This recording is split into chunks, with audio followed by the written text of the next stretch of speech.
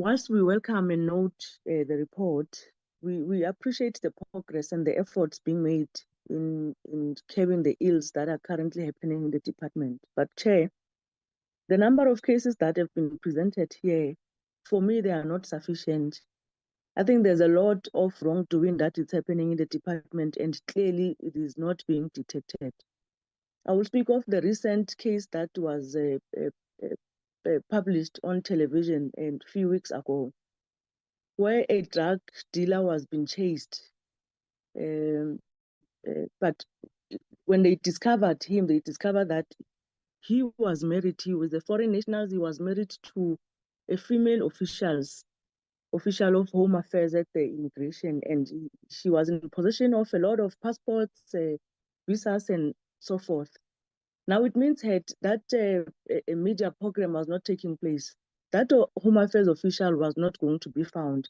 And it means it would be business as usual. Currently, as we speak, she would be continuing with his corrupt acts in the department and undetected and unknown. Now it means, Chair, there are still a lot of work that needs to be done, and the weaknesses are a lot in the system.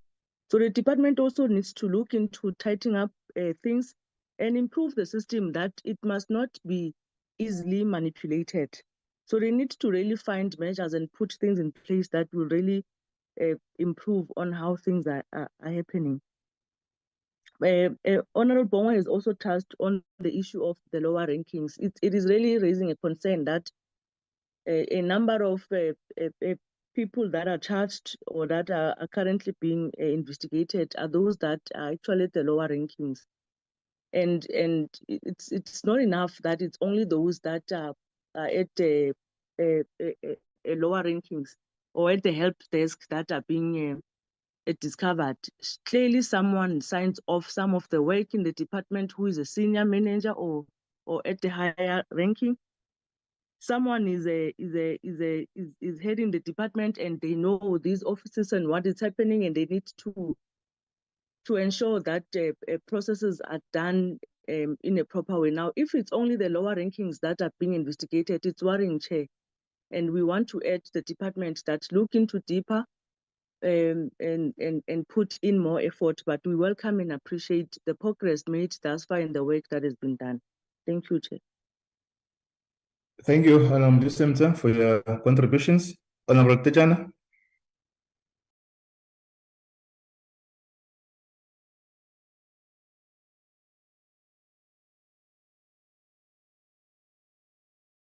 Okay, thanks very much, members, for the taking note. Okay. Chair, I arrived late, man. Chair, good morning, and good morning to the colleagues and everyone else. Okay. I'll listen. Proceed, Honorable Tejana. Yeah. Thanks.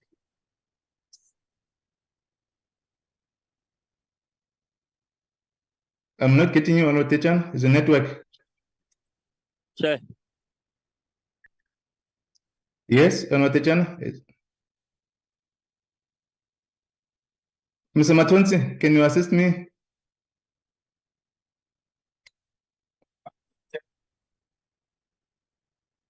Can you hear me, Chair?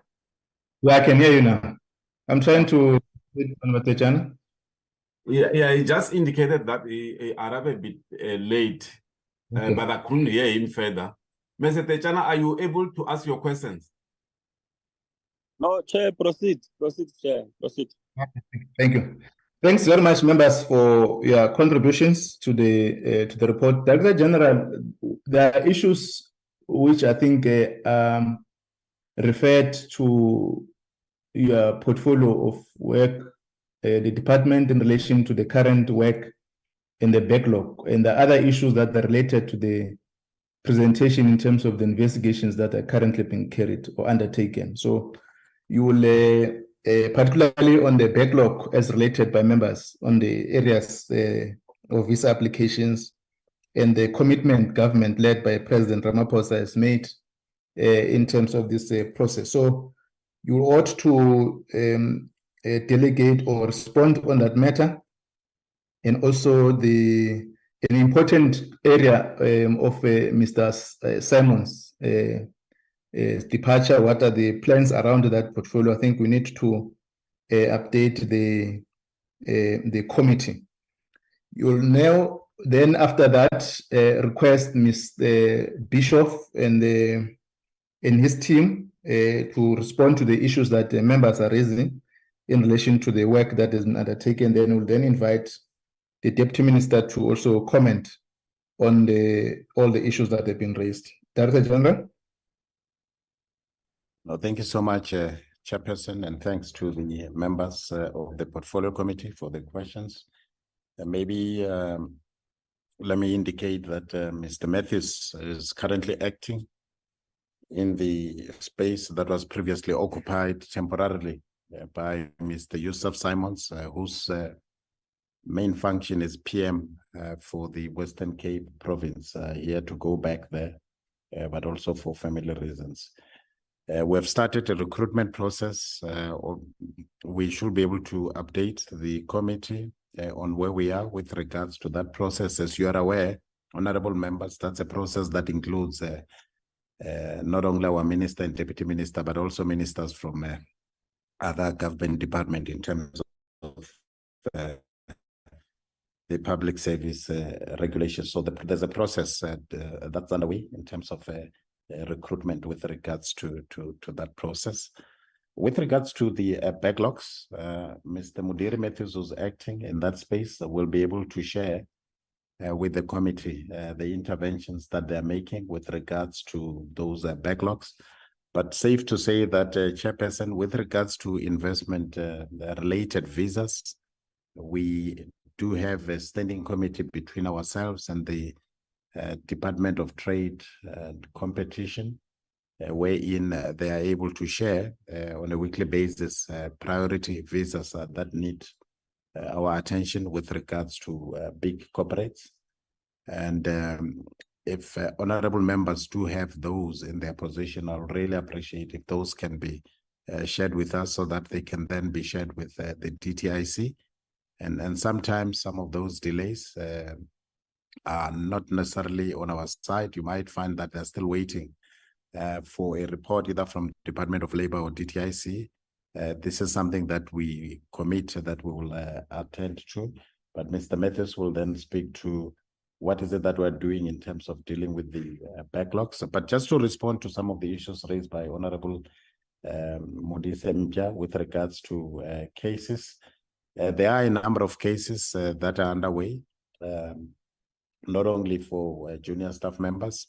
There is action that's been taken against 2 DDGs in particular that were demoted to the level of director following acts of maladministration. And similarly, another DDG was also taken through a disciplinary process with regards to the immigration space. And then 2 chief directors have also went through the process, and unfortunately one of them has since passed away. And then there are 2 directors, one related to appeals and the other one related to IT security. So it's not just junior staff members. Obviously, junior staff members will be in the bulk because the SMS level has limited positions. Now, we don't only deal with officials internally. In the presentation that was made by Mr. Bishop, he did indicate that there are matters that are being referred to other law enforcement agencies, so that you have a whole of government approach with regards to some of these matters. And in the presentation again by Mr. Bishop, he indicated that we now have a dedicated team at the DPCI that's looking at these matters so that they are attended to within a short period of time.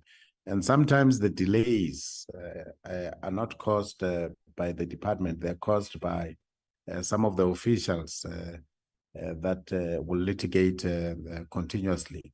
And that's where the issue of the delay normally arises. I think maybe coming to issues, some of the issues raised by Honorable Ruos, I think Mr. Matthews will respond to the e-visa hub. But safe to say that if you were to look at the service provider for the UK, TLS, which is based here in our country, they sit at more than 600 officials that are just processing visas. We only have 18 at the e-visa hub. And you'll recall that our capacity currently stands at 42%. We have submitted another business case to National Treasury to increase the capacity, Honorable Bongo, at permitting, so that we are able to respond timeously to some of the visa applications. The capacity remains an issue, and not only at Home Affairs, but the entire JCPS has huge capacity challenges. Now, with regards to the issue that you've raised, Honorable Ross, with regards to rescinding some of the visas, as you know, that's what the MDTT team has been tasked to do. That's why it's a multidisciplinary team that comprises attorneys and counsels. And of course, we have to follow the PAJA process in terms of administrative action that we have, as and when we start recalling the visas that have been given to people that are not deserving. And that process is currently being undertaken. And we've started to implement the BMCS. It's being rolled out. And of course, one of the things that we've been doing has been to prioritize some of our busiest ports of entry. And you'll note that there's now a stabilization in terms of that process. I think I've responded to issues that you have raised around criminal charges. Mr. Bishop raised this as well in his presentation. What is it that we're doing with regards to dealing with issues or matters related to criminal charges? Now, in the matter regarding the Northwest official, Honorable Mudisempia, you will note that this was not a first transgression with the law.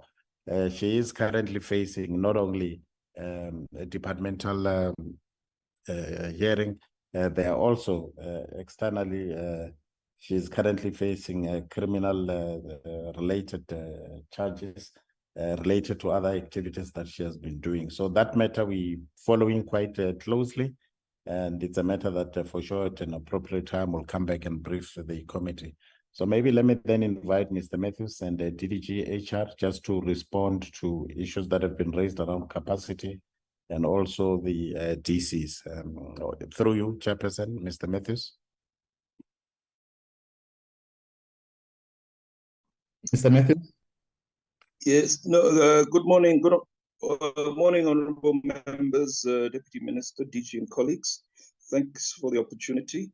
So I'll talk to the backlogs. So we're in finalizing projects. We're just finishing the analysis of what constitutes the backlog, the types of visas, some that are obviously simpler to adjudicate, and maybe the various degrees of risk in terms of the types of visas. So we're doing that analysis. We're about to do a presentation to EXCO to then implement the backlog clearance exercise. We've got there's a few different options we're looking at in terms of the utilizing existing staff, adding additional capacity within, plus external providers. So there's a variety of things that we'll want to get approval on.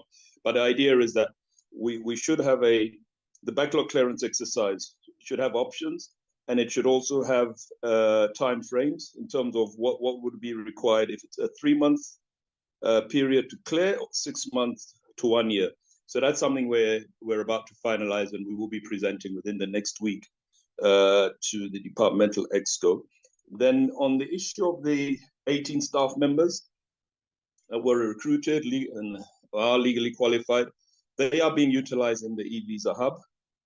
We have a e-visa hub at our BVR building where they are adjudicating on a daily basis e-visa applications. We've expanded the number of countries, and they're basically dealing with that. We are continually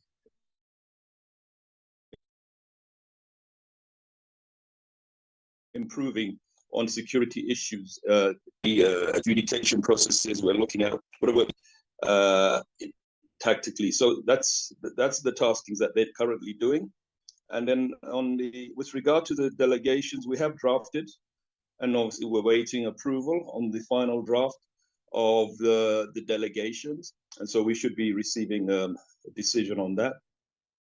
And that's basically my report, Chairperson. I thank you. No, thanks, Mr. Mudir. Mr. Mudir, I think if you understand the committee concerns in the main is the backlog, which there's no demonstration to resolve that part. Noting your response on the analysis and still the process to present to ESCO an approval, in the interim, what are the measures in place so that we concretely will deal with the issues that are arising from the members? I'm not sure whether you get where the portfolio committee is raising, in particular, this matter of the backlog. And I think you know that in the previous committee, sometimes last year, when we're dealing with this issue of the backlogs, there was an intention from the department to resolve this backlog. Hence, we ultimately took a decision to conduct an oversight in the Home Affairs. What are the measures in the interim period to interact with the space we're in, whereas you are waiting for the process of your analysis with the executive? Mr. Matthews? No, thank you, Chair. In fact, that the one when you mention the interim, that constitutes an option where we would say, okay, with the existing staff, we would maybe look at your student renewals or visit visa renewals and deal with a certain amount, which we can do if we're to say, fine, that amount, let's prioritize so many. And some of the visit visa renewals are quite straightforward. So some of those types of visas, we can do those. Those are some of the ones that we're dealing with in terms of our existing staffing capacity, where we're saying, these ones, let's start targeting them. But in terms of dealing with, because then you've got the categories of permanent residents, you've got critical skills, which are maybe a bit more in depth in terms of verifications. That may constitute part of the broader or the more in-depth backlog clearance exercise process. But some of the ones that are more straightforward, that would be our immediate one to say, let's target those, let's attack those. But you're constantly, as members have spoken about investors and some of those which deal with the economy, which are quite critical ones. We have to prioritize those as well, in addition to trying to clear backlogs that are from maybe older than a year's process. And that hence the analysis that's required. But some of the ones that are straightforward, we are dealing with those ones. We're moving, trying to get the numbers down on some of those some of those quicker types of visas. I submit, Chair. Okay, let's note that we'll come back to the matter. DG, you have requested DDG to respond. Who's that? No, thanks. I think we've noted the issues that honorable members have raised with regards to the backlog. But just to indicate that we have not deviated from the same plan that Mr. Simons shared with you. And in that presentation, you'll recall that he had indicated the majority of what constitute the backlog were either spouses or children. And we are now working tirelessly to make sure that we deal with that backlog.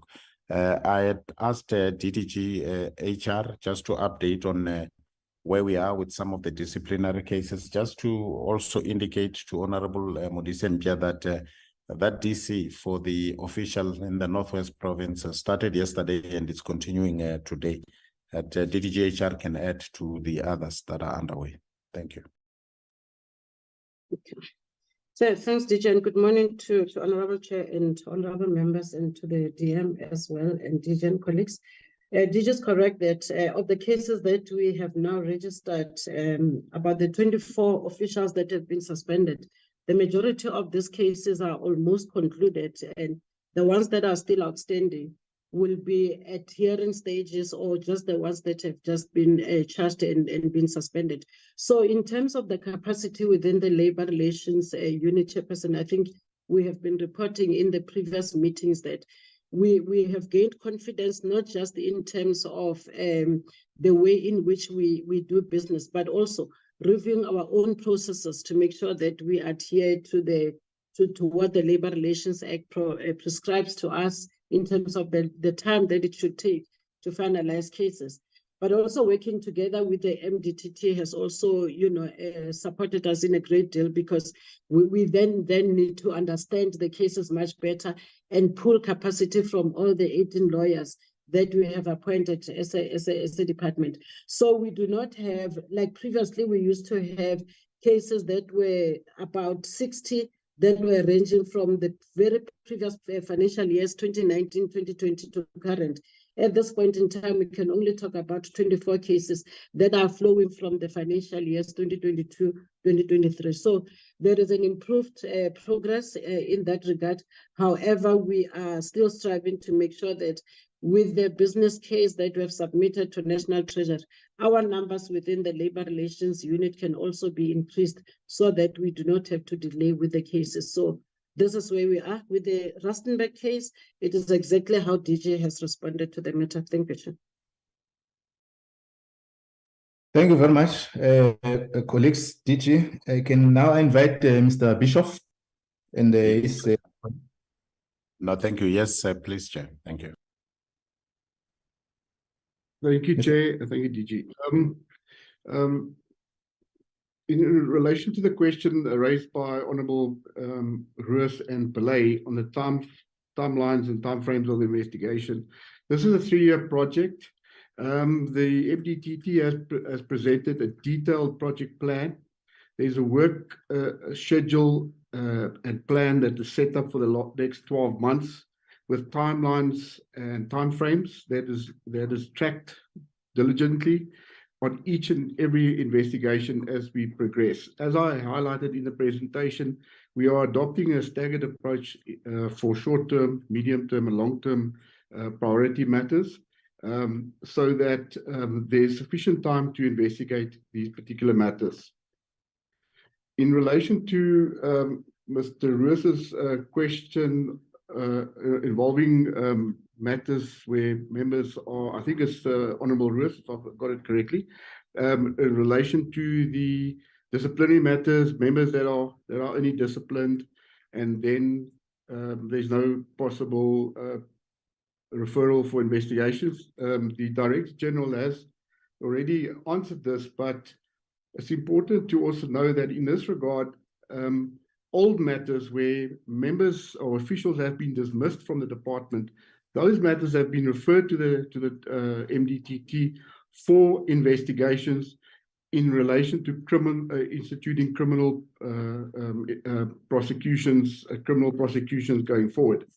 So there's a whole range of those that are currently being looked at. It must also be noted that investigations and disciplinaries is a parallel process. While we are looking at the disciplinary matters and they are dealt with, we are also looking at the criminal matters simultaneously, and they are referred as and when the investigation is finalized.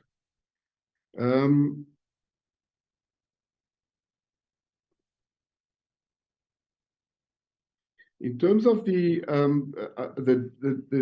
DG has already spoken about the lower level staff. It's important to note that when an investigation starts, we start from where the application was lodged via VFS and where it was captured and adjudicated. In most cases, your adjudicators are the staff that are involved at a lower level to process all the documents, do the verifications, etc., as it progresses. And naturally, they will be the first persons of interest that will be flagged and dealt with. And in those investigations, as and when it goes up the rank, those members are looked at the same time, and they'll be flagged accordingly as and when the information is then tabled. I think those are the only questions that is still outstanding. My team has advised me there's one more in terms of the issue related to the Bushiri matter. Mr. Myambu will take it further. Thank you, Chairperson. Just on the question that was raised around the arbitration in the matter of connected to one of the senior officials involved in the Bushiri matter. The official has been dismissed. Now that the matter is at arbitration stage, it's now up to the department to defend it at that level, and the length of the arbitration is outside then of the department or the MDTT scope.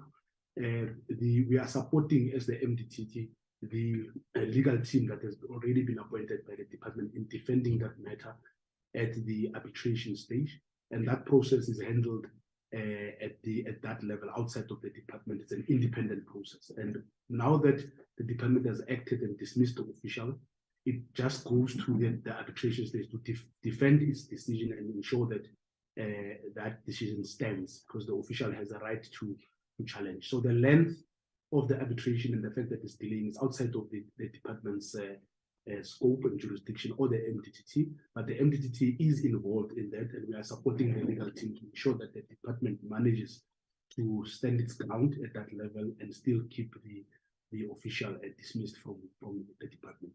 Thank you, Chair. Thank you.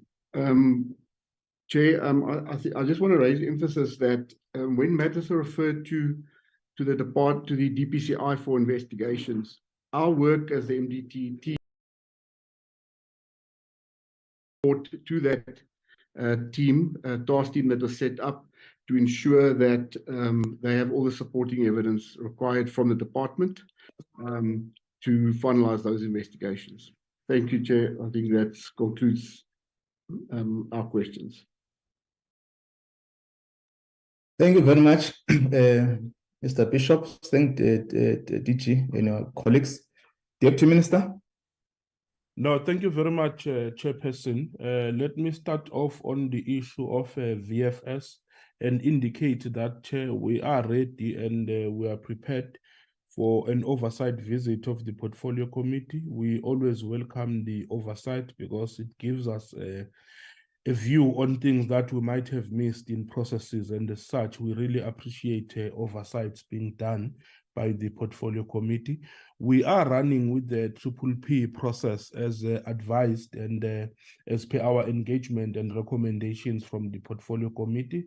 The process is ongoing. The transaction advisor has been appointed. But parallel to that, you will remember that there's been a lot of issues that we raised around the issue of VFS. We are running an open tender process parallel to the issue of the PPP, understanding that the PPP might overlap and it might run longer than the current contract for VFS. So we thought, let us just run an open process so that whichever one comes out first and bears the fruit first, which is most likely to be an open tender, and then we still continue with the process of the PPP, which will take us longer. We believe that will instill a culture of transparency in the processes and how we actually do our things. So that's where we are there, but we would welcome the oversight of the Portfolio Committee on the operations of VFS. Now, Chair, there is one thing that I think we must make very clear from Home Affairs is that our investigations are completely different from the investigations that will be done by media outlets, because for them it's about expose, whereas for us as a department it is to make sure that we will pursue for arrests, we pursue for prosecution, we pursue for sentencing. of people who are involved in corruption. And out of that, we then have to come back to the department and make sure that we root out all the corrupt element. And that often is guided by labor laws and quite substantial long processes as prescribed by the law and the constitution of our country that says that you have to do things in a certain way. And that's exactly what we're doing. So I think the portfolio committee, we must understand that the processes that we embark on, it just doesn't end up with us going to OR Tambo Airport, arresting people who are doing wrong. There's still processes that need to ensue. And we have shown our commitment over time in terms of sentencing of people who have done wrong things, prosecution. There are people that we have already suspended. So our fight with corruption is quite very serious.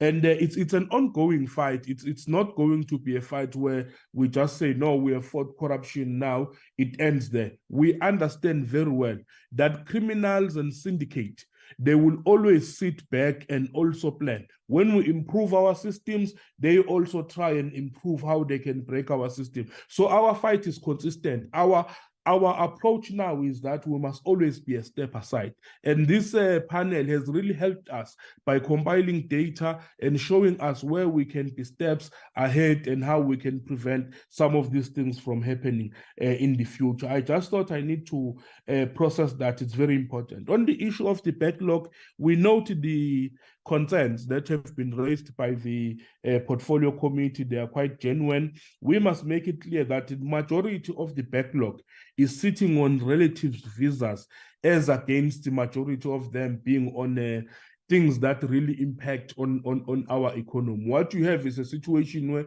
a CEO of the company will be given a visa, comes into the country, makes the investment, and then now they want to migrate with their children into the country. So that does not much affect the actual level of investment. We are actually prioritizing. But what we will do is that we'll present a spreadsheet in a color-coded manner that shows what level of investment visas we are, at what level are we in terms of relatives visas, where is the most of the backlog. And as the DG indicated, we are continuing with the plan that we presented here, and that was also presented by Mr. Matthews. On the issue of junior officials being prosecuted, you will know that the organizational structure of companies and the organizational structure of Home Affairs, the majority of people that you employ, they're at junior level. And as you go up, you have fewer and fewer and fewer people. For instance, in the permitting unit, you have a chief director responsible for permitting. And we dealt with that issue. So you can't say there is a problem in the permitting unit and then you deal with a variety of chief directors, but you have to deal with that one chief director responsible, one DTG responsible. And that is why it seems as if we are less interested in the top structure, because there are fewer people to deal with. You deal with one, you will have dealt with the problem. And we have acted against senior management before. I think the DG did indicate that you have had people who are sitting at DTG level, today they're at director level, because of how we actually dealt with some of the misconduct that they were coming with. Now, lastly, as a last issue, we are very strong, Chair, because this report is emanating from our efforts to root out corruption in the permitting unit. We understand, and Honorable Ross is correct, that we have a responsibility to balance the security interest of the country and the economic interest of the country, which means that each and every visa that we process, we must make sure that it's a legitimate visa, it does not compromise the security of the country, and also it contributes to economic development. And striking that balance is not an easy task to do. But now we are getting there, because we are rooting out corruption, getting rid of all the people who have the wrong mindset. If they're at the bottom, we'll deal with all of them. If they're at the top, we'll deal with them. And I don't think we should at any point question our resolve and our focus on rooting out corruption. It's still a long way to go, but we have to admit that there is progress that is being made, and we are very grateful to the Portfolio Committee for the advice that they have given us today. Thank you very much, Chairperson.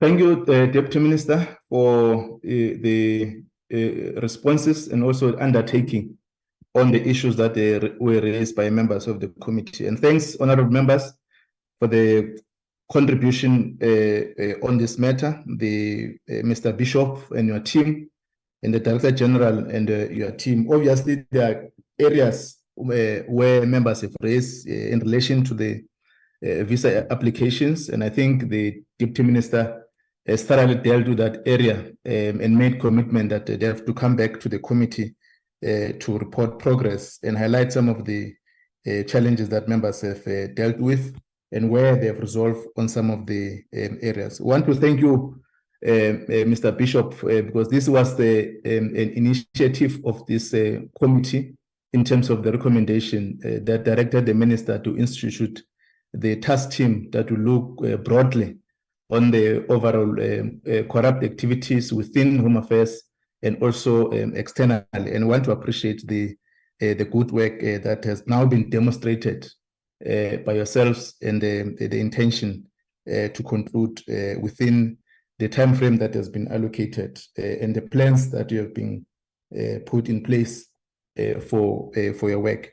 We'll take that matter closely, Deputy Minister, of the backlog that has been raised and constantly interact with your team. And you know that the committee is more now concerned on the unit, as the DG has indicated that you are busy recruiting for suitable candidate to preside over that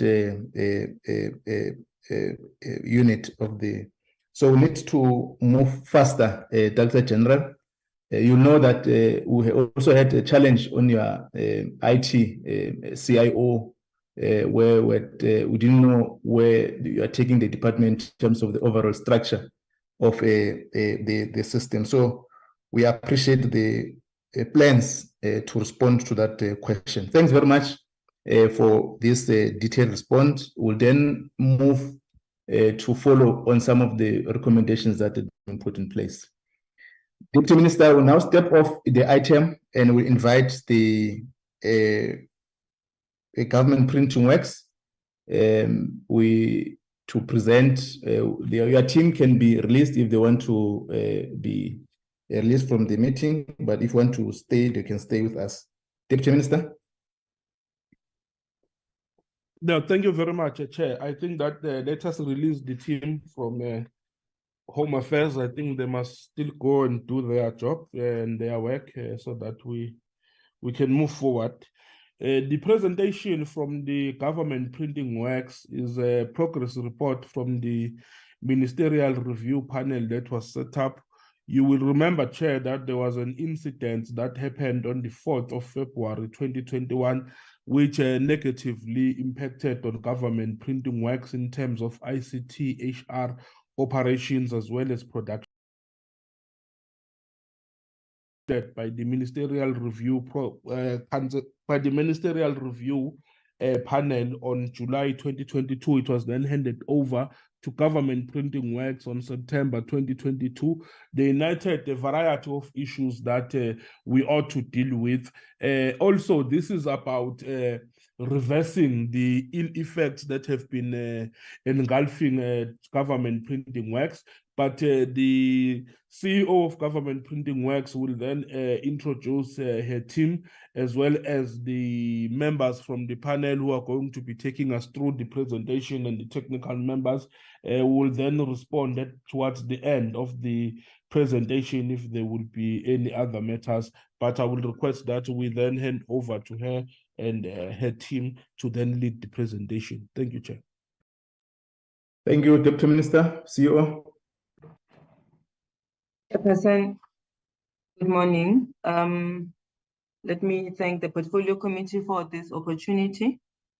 Let me also greet honorable members of the Portfolio Committee on Home Affairs, Honorable Deputy Minister, Director General, colleagues.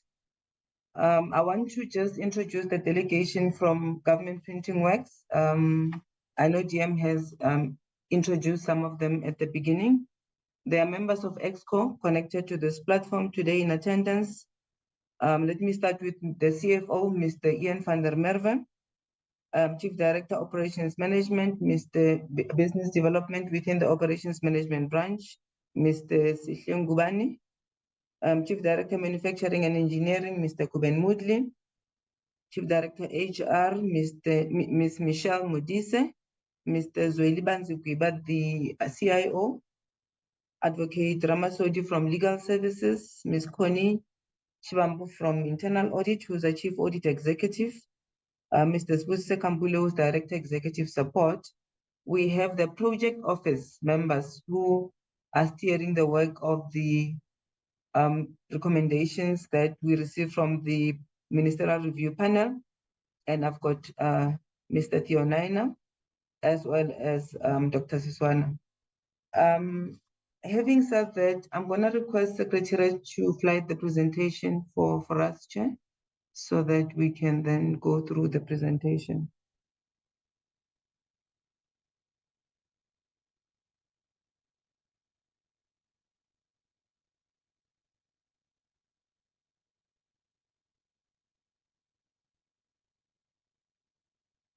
Thank you very much. I will be going through the presentation for government printing works based on the recommendations from the panel that indeed Deputy Minister highlighted, which was appointed by the Minister in 2021 to investigate various areas within government printing works. I need just to provide a bit of a background on the nature of the recommendations. The recommendations can be categorized as follows. There are those that were supposed to be actioned internally by management and mainly members of EXCO. Some had to be referred for forensic investigations. Mainly those were contract-related type of investigations. Then we had labor-related cases as well, and we have a team that has been assisting us in that regard. There were some legal matters that needed to be attended to. And we had to also engage with external entities like National Treasury, Public Service Commission, DPCI, where we had to refer some of the cases for criminal investigations, as well as AGSA. And those are some of the entities that we have been working very closely with to address some of the recommendations mentioned in the report. If I go to the first slide, we are presenting this report to provide progress to the portfolio committee. That's just the presentation outline. Maybe let me go to slide 3 to present the progress that GPW has made towards the implementation of the recommendation. Next slide.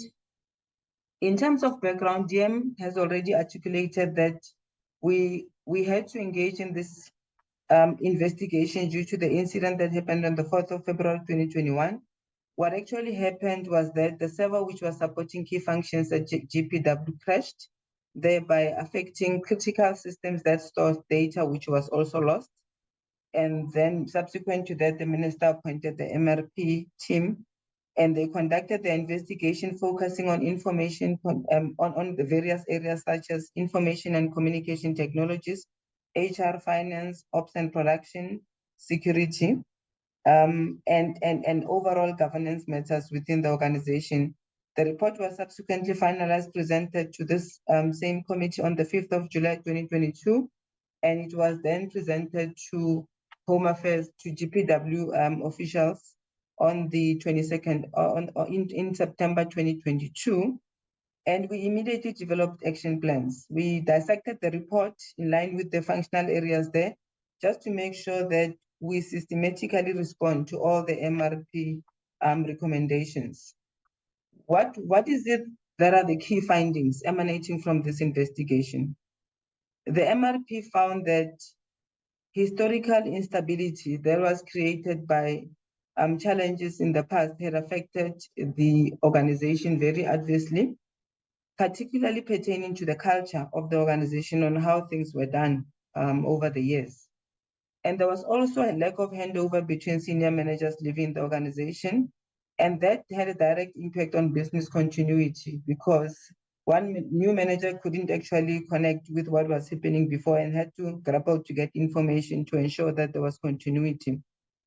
GPW over the years also had capacity challenges where the structure which was in place was lopsided and was not actually addressing all the critical functional areas and the levels which were supposed to be helping to execute tasks within the organization. We've since addressed this by implementing the structure, which was approved by our minister, and there was concurrence from the Minister of Public Service and Administration, and we've started with the implementation on the 1st of April 2022 to address all those capacity gaps. At the implementation level, I need to report that progress on certain recommendations has dependencies on external entities that I've mentioned, like the Public Service Commission, as well as National Treasury. And I've also mentioned entities like the DPCI that we've been working with to assist us with the criminal investigations. Investigations are complex in nature, and the timeframes are actually dependent on how the investigations are going, although we're providing a support just to make sure that we're not found wanting and delay investigations unnecessarily. The approach that we agreed to between Project Office and EXCO, we developed action plans based on SMART principles. So what you will see, honorable members and chairperson, in the report today is areas where we have logged progress and there's evidence that we have attached to that item. Should anything still be in progress and we don't have the final product, we don't actually log it as complete in progress and until there's such time that we've got the final product. And they are facilitating the implementation process. The implementation model has also been developed to guide the implementation. GTEC has also been brought on board because they present a multidisciplinary team to Government Printing Works to assist us, particularly with the facilitation of work streams within the HR environment, as well as a change management strategy and plan that we want to put in place. Work streams are also happening, and they're meeting on a bi-weekly basis to serve as another platform, for monitoring the implementation of the recommendations made. In terms of investigations and progress that we can report to date upfront, is that the forensic investigating team was appointed, and they've conducted the investigation. We are at the point where they are consolidating a report for presentation to GPW management, and thereafter the report will be referred to Minister. On cases that you've referred to the Public Service Commission, we've received a response, and I'll talk to this issue later on. They have closed the matter on their side. And we've approached DPSA in view of the internal capacity challenges on labor relations matters, and they've availed a team of specialists that is being utilized by Government Printing Works to deal with the labor-related cases. However, they are working also in support of the internal team. I'm going to delve into progress per branch or per unit in the next slides, but let me start with the overall progress at the high level to demonstrate how we have dissected the report and allocated responsibilities. Financial services led by the CFO had a total of 21 recommendations. They've completed 11, 10 are in progress. Security management services 18, 11 completed, 7 in progress. HR 17, 8 completed, 9 in progress. Office of the CEO 32, 26 completed, 6 in progress. ICT 61, and this is the area where challenges that prompted these investigations were experienced. 30 of those have been completed and 31 in progress. Manufacturing and engineering 4, 1 completed, 3 in progress. Ops management 5, 1 completed, 4 in progress. Internal audit 1, and that one is still in progress because of dependencies on the work that's supposed to happen both in manufacturing and engineering as well as ops management, which I'll talk to later. Facilities management had 5 all concluded, and legal services 2, and those 2 are in progress due to the nature of the work that is being done in that area.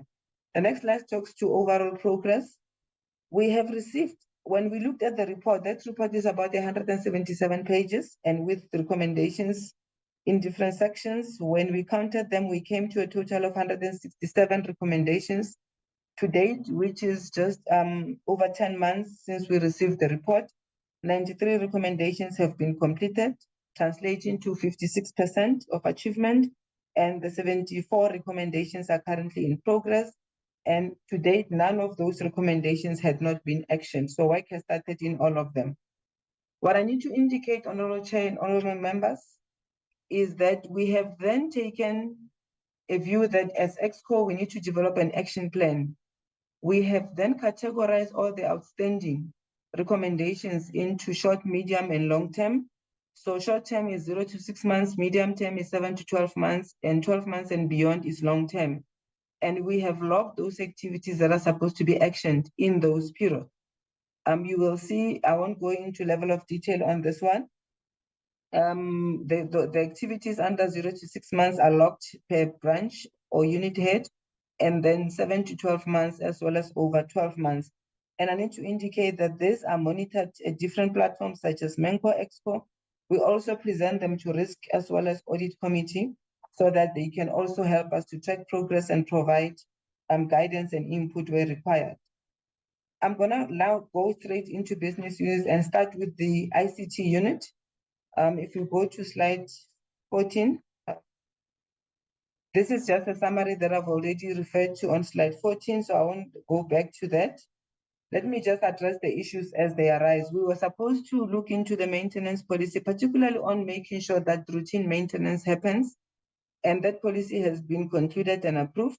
The staff has already been trained on ITIL standards, and the CIO is actually monitoring the space quite closely. On backup and recovery policy, honorable members and chair will remember this was one area that GPW had experienced challenges. On slide 15, we then had to look very carefully into this area. GPW has been in existence for over 130 years to date. And over the years, we've been refreshing our software as well as our hardware. And we have made sure that we enhance that space by making sure that the backup policy is approved and effectively implemented. The test and restore schedules have already been put in place just to make sure that there's continuous backup and restore of the services so that the end users can be able to transact on the system. So it is important that we also mention that the backups are done on a monthly basis since March 2023 when the infrastructure was put in place, and they are actually reliable at this point. It's an area that we're not taking out of our sight, just to make sure that we put the foot on the pedal on that one and we continue to back up. The email system has been migrated to the cloud platform to improve its resilience. If we go to the next slide, we were supposed to also engage SETA on ICT procurement matters. Honorable members and chair will recall that in line with the SETA Act, there are certain ICT services that you cannot procure directly, you have to go through SETA. So we have formalized our engagement with SETA. I've signed the MOU as well as the business agreement, service level agreement with SETA, just so that we can facilitate the procurement process. To date, the ICT procurement plan has been approved and has been shared with SETA, and SETA is actually involved in our weekly war room meetings that we hold together with the Department of Home Affairs, so that they can, the issues that are actually delaying progress in government printing works from their side can be logged and they can address them. The ICT procurement plan, as I've mentioned, we were supposed to draft it and address all the recommendations. To date, we have it, and that is in the process of implementation. But as I've indicated, most of them have been referred to SETA, and it does address all the data center needs that have been identified. The tech refresh within the maintenance and support framework, which is on slide 17, we have actually finalized the procurement of the new servers for Site 1, and we are now awaiting delivery of the hardware for the server. We have looked into the issue of maintenance and support agreements, which was one area that was a gap. So the warranty for HPE infrastructure has been renewed and approved, and the Microsoft Cloud platform has been acquired to accommodate all the infrastructure requirements within government printing works. Tech refresh, particularly on the recommendations for HPE, we have entered into that SLA, and it is now being implemented to make sure that any system that reaches end of life support is not actually finding GPW disadvantage, and the service provider should then be called to come and support us so that we're not found wanting. If we move to the next slide, on ICT, we were expected to look into the filling of vacant funded posts within the ICT environment. I need to indicate that there's a combination approach that we followed, or a dual approach. We've taken the structure, and all the ICT posts have been advertised so that they can be filled through the public service vacancy circular. But what we have done to support this unit, we've appointed service providers in different units to support ICT until such time that the structure is fully capacitated. And these are in the areas of virtual infrastructure, enterprise architecture, where we have ICT security, as well as in applications and the e-gazette, so that those systems get the necessary support and we can keep the organization afloat until such time that we are fully capacitated and the systems are up and running.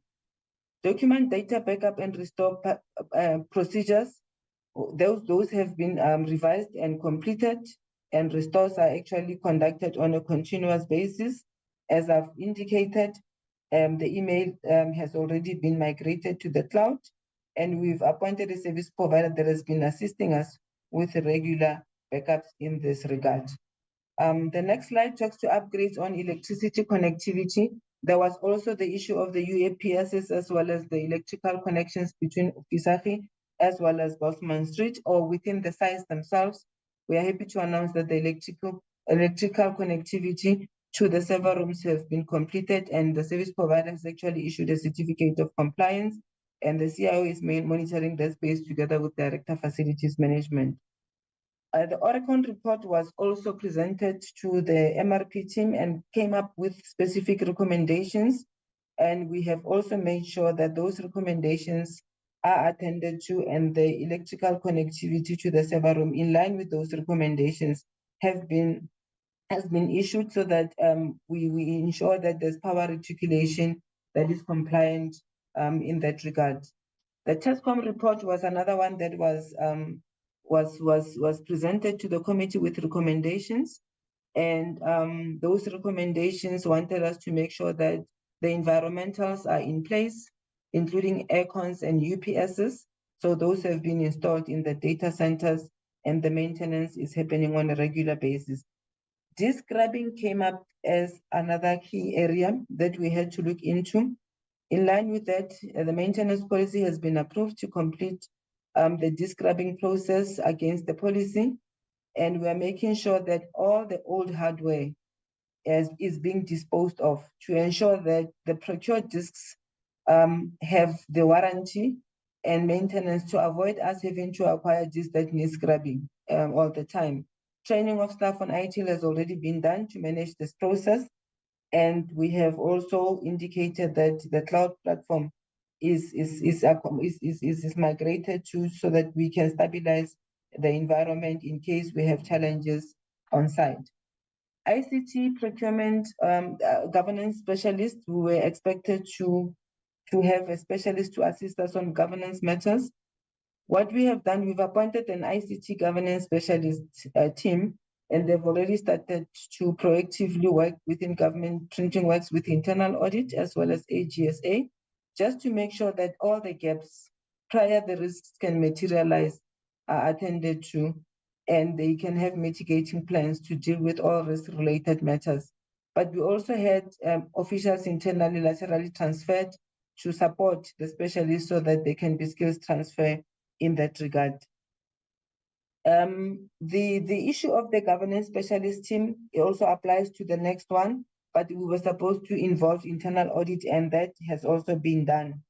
The review of governance prescripts, we had to do this through a structure called the ICT Steerco.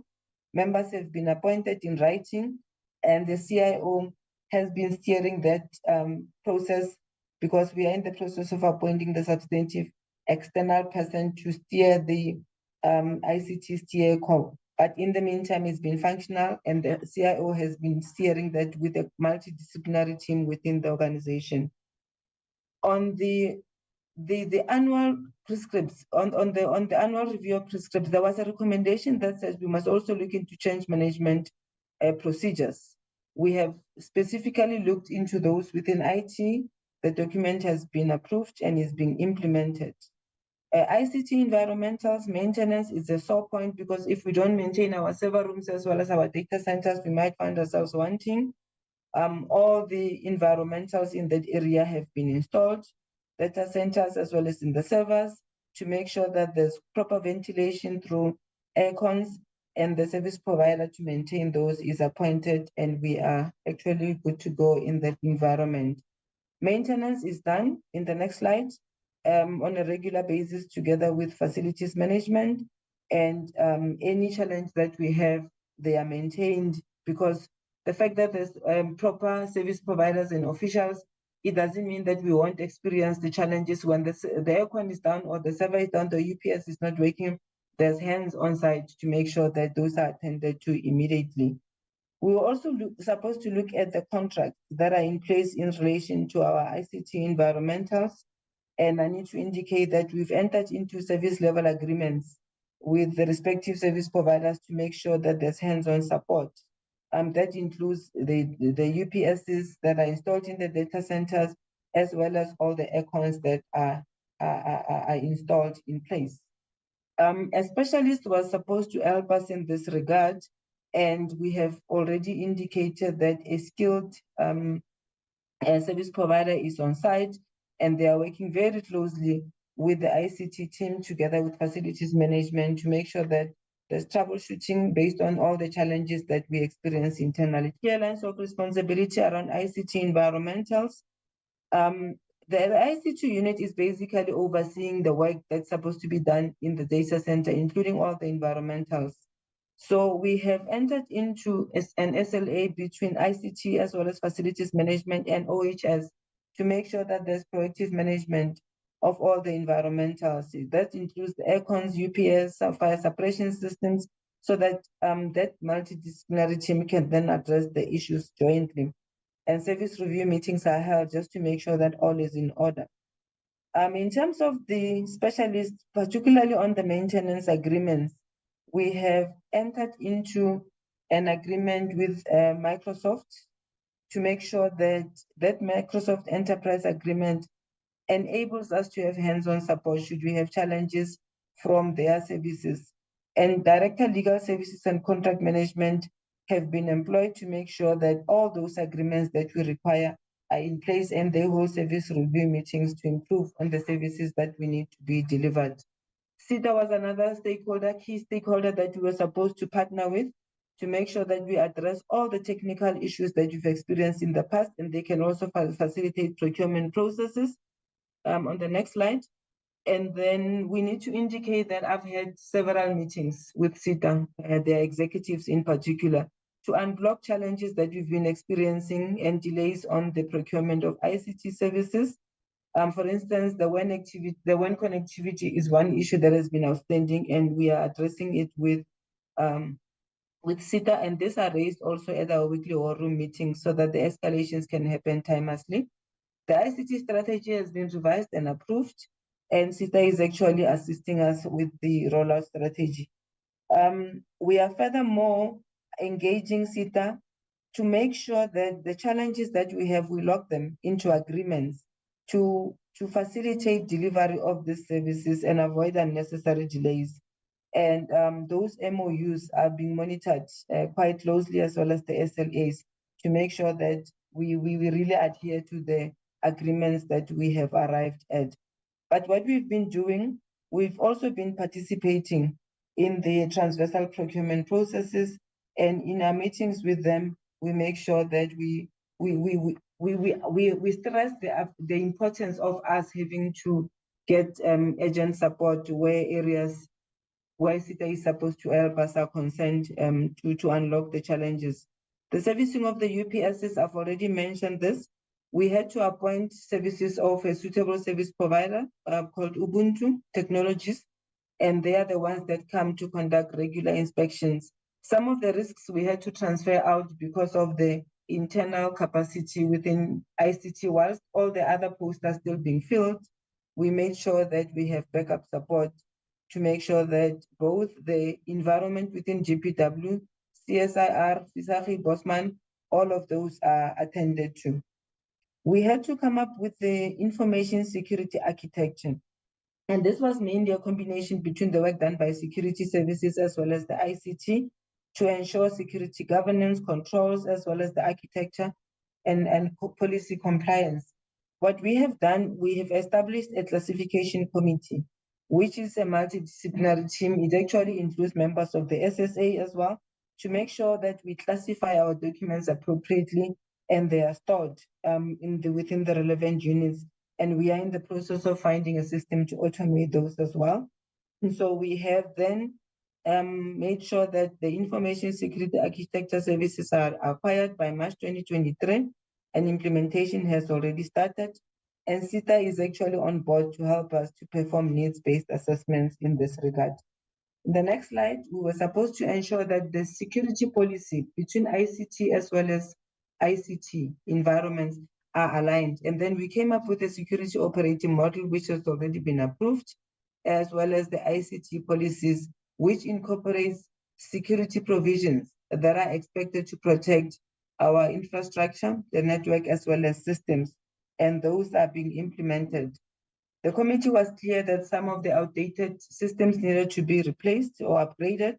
To date, we can announce that we have upgraded the Windows Server 2008 R2 to 2019 version, Microsoft SharePoint to 2016 version, as well as SharePoint Online, Microsoft IIS 7.5 to IIS 10.0, and NET 2.0 to 3.5, and patch management is being performed on a monthly basis. The patch and upgrade software, I need to indicate that we had to identify DR sites. Having been banned by the fact that we had stored most of our systems and data on site, we then had to identify DR sites outside of the organization to assist us. We approached SITA for availing the white space, and a proposal has been received so that we can be able to have remote backup at SITA. But the CSIR also continue to be our remote backups upside. Our gate is now only limited to security products, but we are engaging the management at the CSIR to make sure that we expand the space and we can then have more functionalities backed up at that point. The scrubbing of the disk, the process has been completed and is being implemented, and the CIO has marching orders to make sure that this process is monitored very closely so that we don't have a challenge with the disks anymore going forward. Out of those recommendations, the rest that are outstanding will be presented in the next session. So I'm going to move quickly to the challenges. Due to the volume of the recommendations in this area, which was actually the center of the investigation, we have then granted approval to appoint a service provider to assist this unit, as well as other units in the organization, with the development of specifications and facilitate probity assessments to facilitate the implementation of the procurement plan. We have taken a decision as management to subject all tenders above a particular threshold, I think it's R1 million, for probity assessments, to make sure that those audits help facilitate financial probity within the organization. And hence the probity assessments are important before we actually appoint service providers. Approval has been granted by National Treasury to make sure that we can go out and procure an ERP system.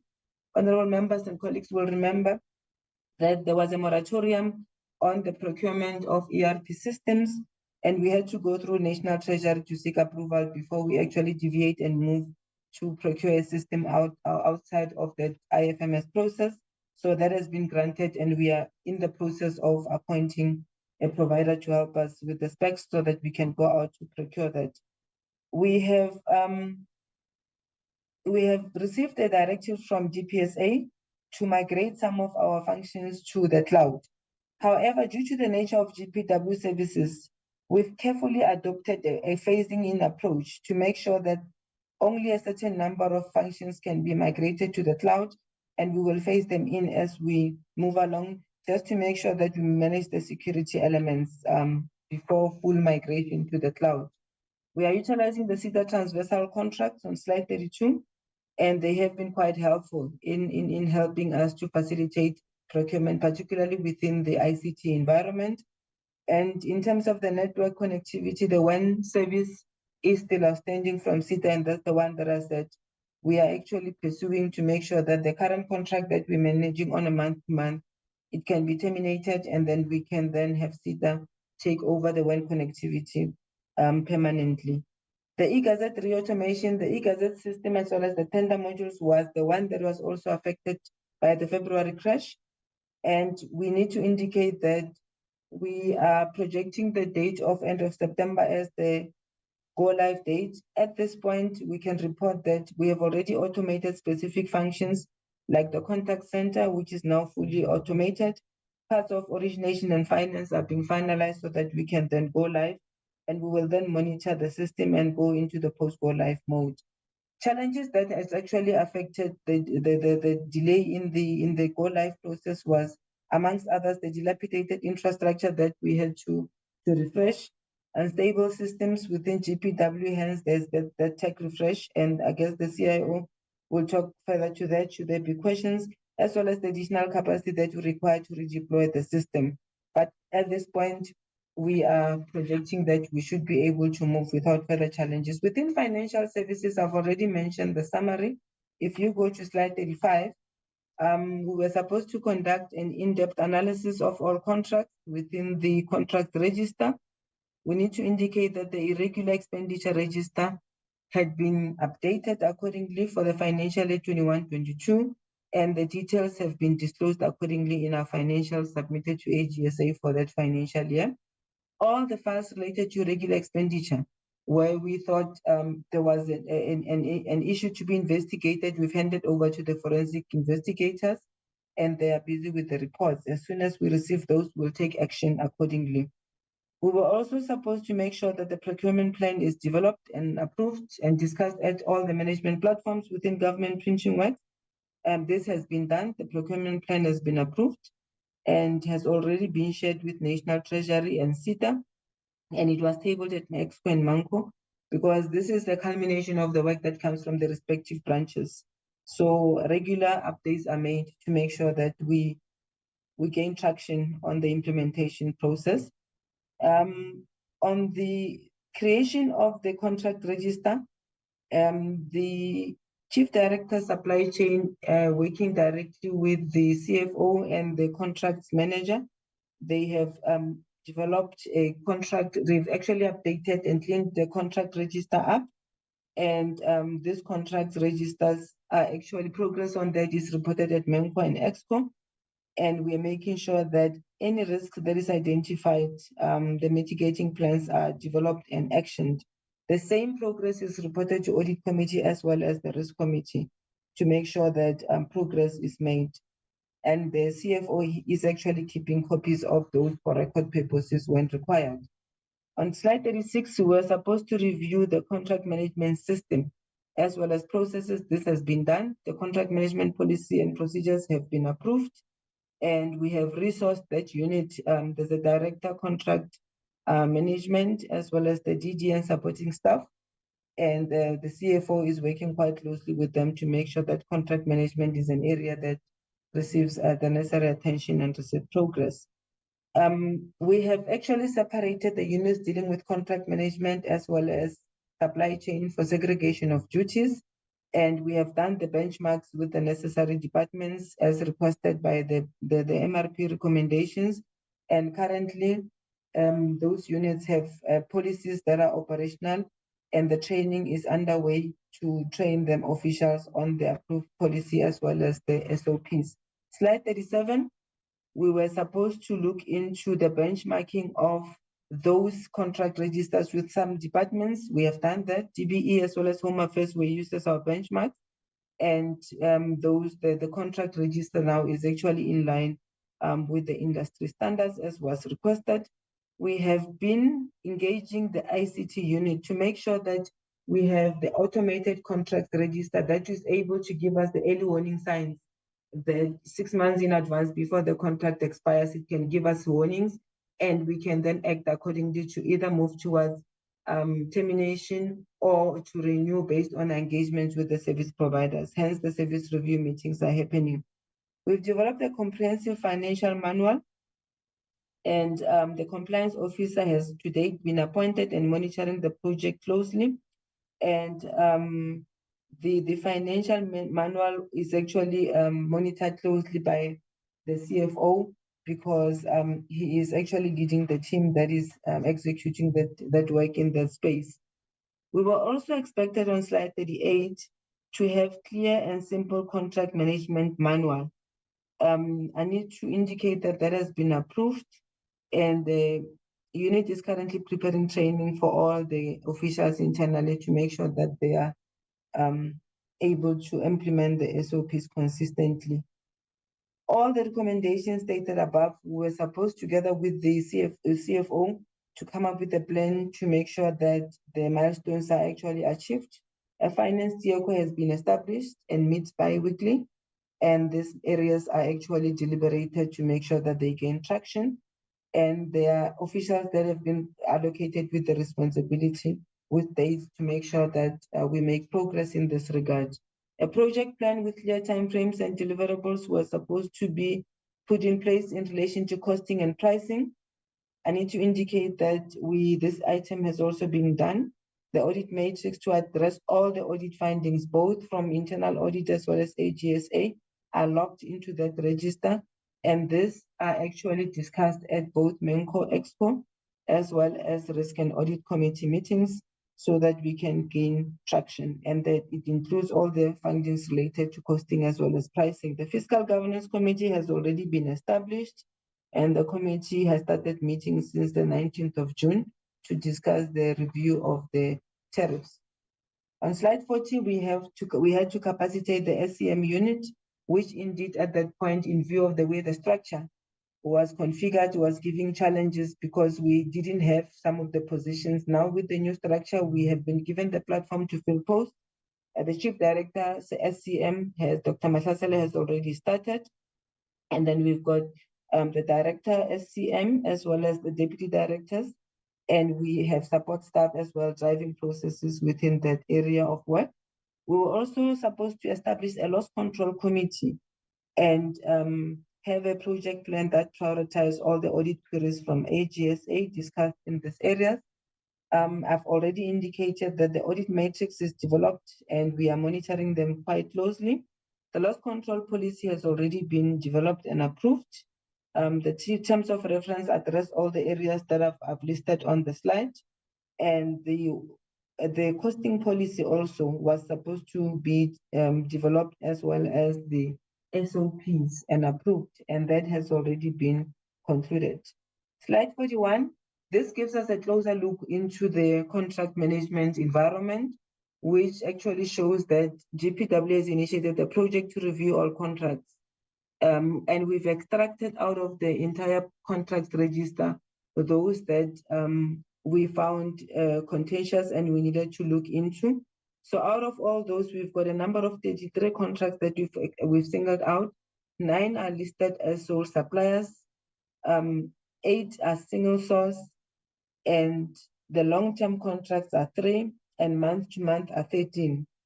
What we have decided to do, we've put this through the forensic investigation and the internal contract management audit as well, which is underway, to make sure that we review all these contracts, we engage respective suppliers or service providers where required, and identify all matters that needs to be addressed. For instance, if we find that this service provider has been listed as a sole supplier or a single source, but you realize that through our market research, there are prospects that we could have gone out to test the market. We actually make those recommendations through contract management and legal services, and we implement the recommendations. Some of this have been concluded. However, a full report will be provided once both finance and legal services has concluded this work.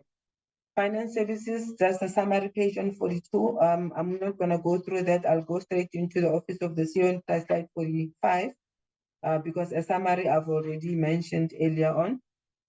Central to the investigation, there were allegations of sabotage, which had to be investigated. And since the mandate of the MRP was not basically delved into the specifics of the some of the contracts, they then recommended that we appoint a forensic firm investigating firm to help us in this regard. I need to indicate though that on this score, we had to go through the supply chain management processes twice. We, in the past financial year, appointed a team of forensic investigators, and upon the probity assessment, that contract had to be terminated, and we had to engage in a further process to appoint a team that is currently on board to provide us with that type of a service. The investigation has been underway, and the firm that has been appointed is busy consolidating the report so that it can then be presented to GPW. I need to indicate, though, that this investigation is complex, and because it involves historical data of contracts that were signed more than 10 years ago, a lot of data had to go into the investigation, and we are now ensuring. I know I said the 24th of July when I met with them, they had not received some of the information, so we are actually searching to make sure that some of the information that was stored even way before most people on site could be appointed are actually provided to the team. As EXCO, we have made sure that we facilitate the receipt of documents so that this investigation can be concluded. It is therefore not possible for me to indicate when it will be concluded, but we are hoping that by the end of this year, we should have a report that we can produce and submit to Minister for his consideration. We've appointed a competent facilities manager together with the artisans, and these are helping us to deal with all facility-related matters. EXCO and MENCO, the charters have been reviewed and approved. We sit bi-weekly and MENCO sits on a monthly basis. What we have done, we've actually centralized the secretarial support for MENCO and EXCO in the Office of the CEO to make sure that there's proper coordination, monitoring to ensure all plans and projects decision made are actually carried out in line with organizational objectives. And to this effect, the decision matrix is developed and follow-up of decisions in made to make sure that they're executed and they're not just talk show discussions. Legal services, another area which didn't have even a single soul. We've appointed a director, 2 deputy directors and supporting staff, and they are really rendering effective legal advisory services to government printing works. We were also supposed to develop a plan with milestones based on all the recommendations together with the CFO. Action plans has been developed, as I've mentioned. The summary that I presented at the beginning of the report is a culmination of this effort, and the heads of business units are actually held accountable at each and every EXCO meetings to report on progress that has been made. Project manager, technical advisor, and supporting staff are making sure that on a weekly basis work continues, as well as the work streams to support implementation of the recommendations. We were supposed to also facilitate the process of sending letters to the previous CFO's employer to sensitize them of the recommendations. That has been done. And once that report is received, we will then hand over to Minister for further action in that regard. There was a chief director within Government Printing Works who was also supposed to be cautioned in this regard, and a meeting was held between the CEO and Mr. Moodley, and a letter of caution has been issued already, so that item is closed. Further to that, we were then cautioned on the issue of the deviations and the manner in which they were contacted. There was a suspicion of abuse of the deviations, and we were prompted by the MRP team to engage National Treasury, the Office of the Chief Procurement Officer, the DG, as well as the Legal Services section, to make sure that we address this issue. That meeting was held on the 27th of January 2023, and all these matters were thoroughly discussed.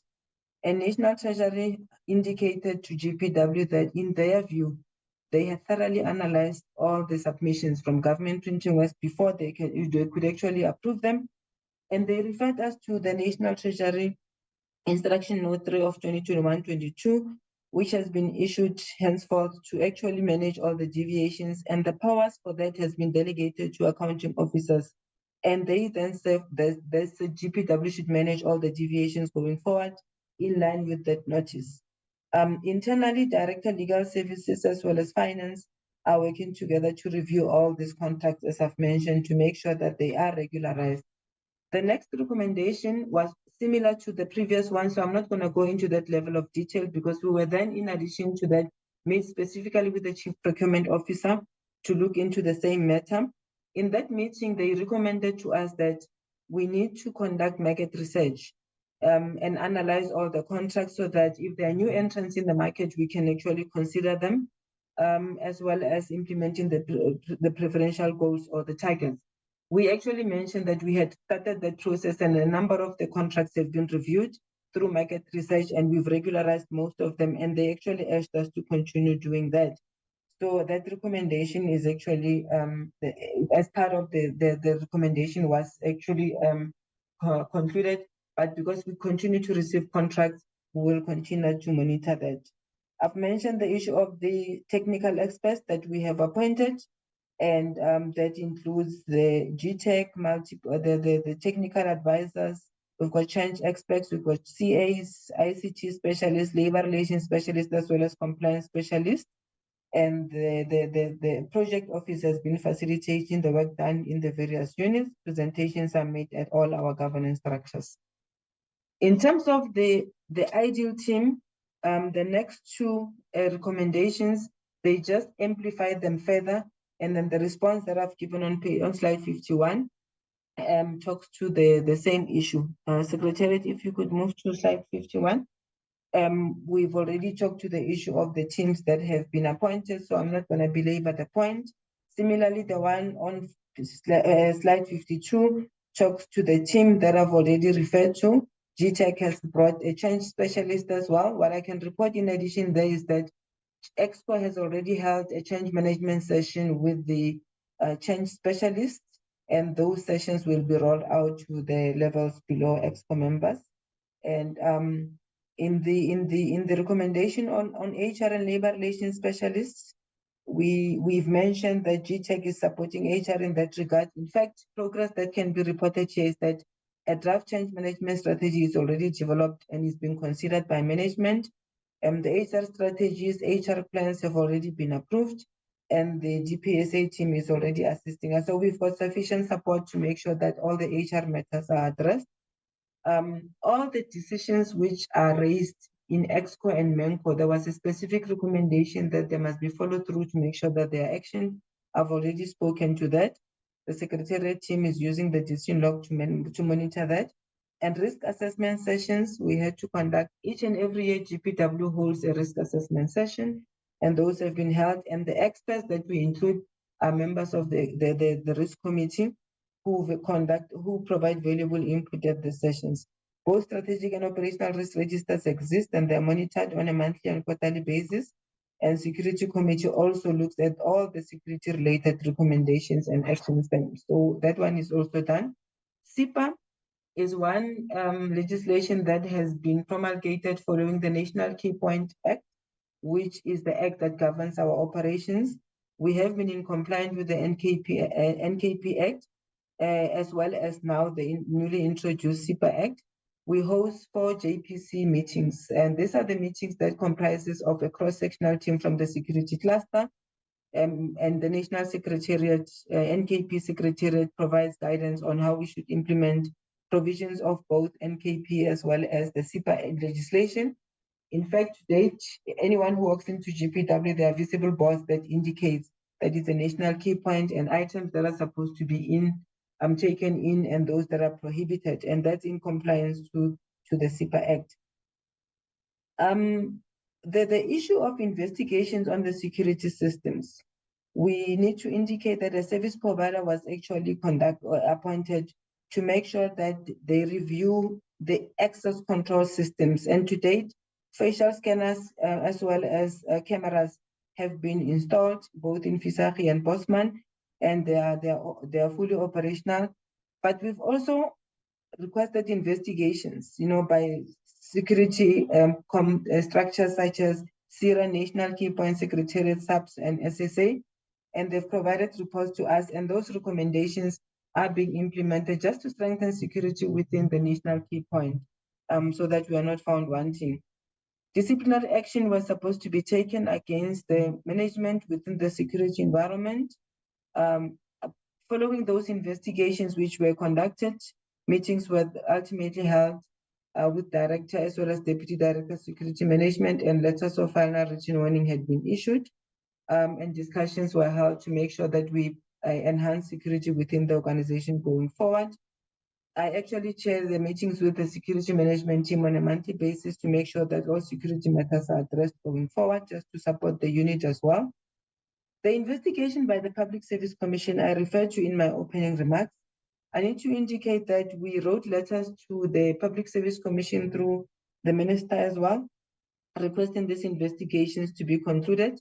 The ones on irregular appointments were concluded and reports submitted to GPW, and Minister and Consequence Management had been meted out to the officials which were found to have transgressed. However, on the issue of GMHR and CIO disclosing information to the union members, they indicated that they could not investigate this allegation due to the limitation of information that they have around this, because it was not clear who has actually disclosed which information and to who, and they couldn't corroborate any information in that regard.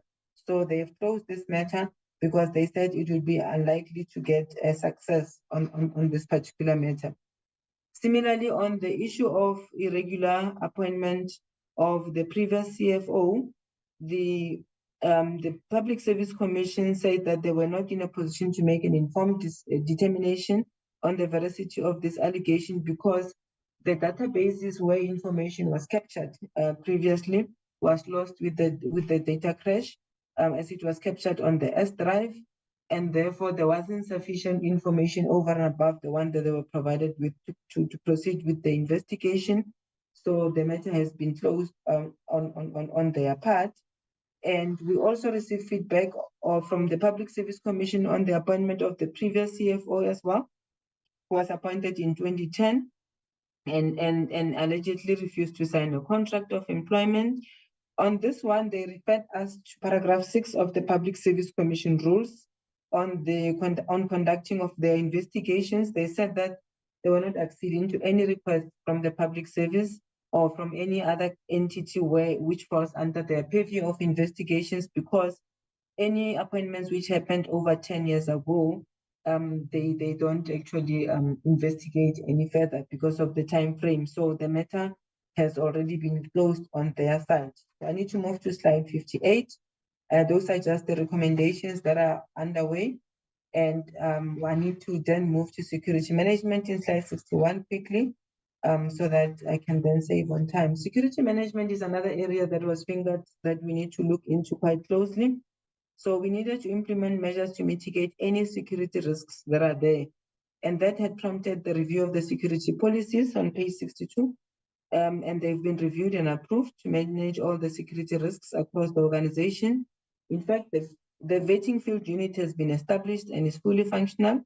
We've beefed up capacity quite a lot in this environment because we thought some of the challenges that we had was because the director and the deputy director who were there at the time lacked the necessary support. So we have appointed the deputy directors, investigations and ASD, integrity management. We are managing investigations to make sure that issues raised in the MRP report are thoroughly investigated. Security breach reporting is actually an investigation procedure manual is actually reviewed and approved, and those are being monitored closely by the security management unit. I've mentioned the issue of the security upgrades. So that has been done and the system is fully functional. We've actually enrolled officials onto that, and security officials are trained to manage the system. Contrary to what was reported to the MRP, currently with investigations, we are able to obtain a footage so that incidents can be dealt with accordingly based on the investigation. Slide 63, we were supposed to come up with an enterprise-wide security oversight committee. The security committee has actually been functional even in the previous financial years, and all members are appointed in writing and they're meeting regularly to engage on all security-related matters. Similarly, the control room procedure manual, which also is linked to access control, has been reviewed, approved, and is being implemented. Slide 64. We're supposed to implement time-sensitive electronic access control. This system has been installed. Enrollment system is also installed, and employees in different units have been logged into the system in line with their levels of security. So not everyone walks everywhere in the organization. There are areas that are designated for people who are working, particularly in the factory. Not everyone can just walk through and out of the factory. The only thing that is outstanding now is the time and attendance system that we are in the process of procuring so that we can conclude the access control system. I've mentioned the positions that we have appointed to beef up security on that slide 64. Without going into that detail, Those are the officials that we've appointed to beef up capacity. We are only awaiting the ASD for fraud prevention, who will start on the 1st of September 2023.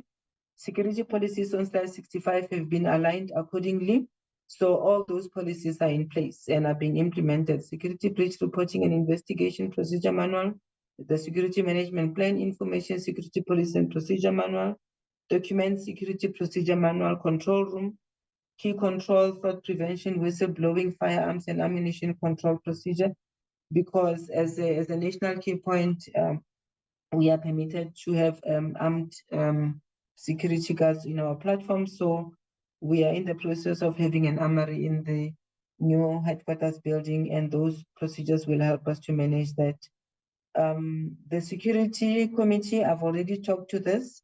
We have appointed people. The only one that I need to add, the recommendation said GM Corporate Services must actually chair these meetings.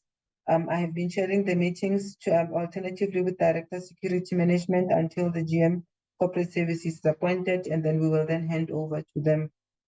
The terms of reference are in relation to what the committee has recommended, so I won't go through that.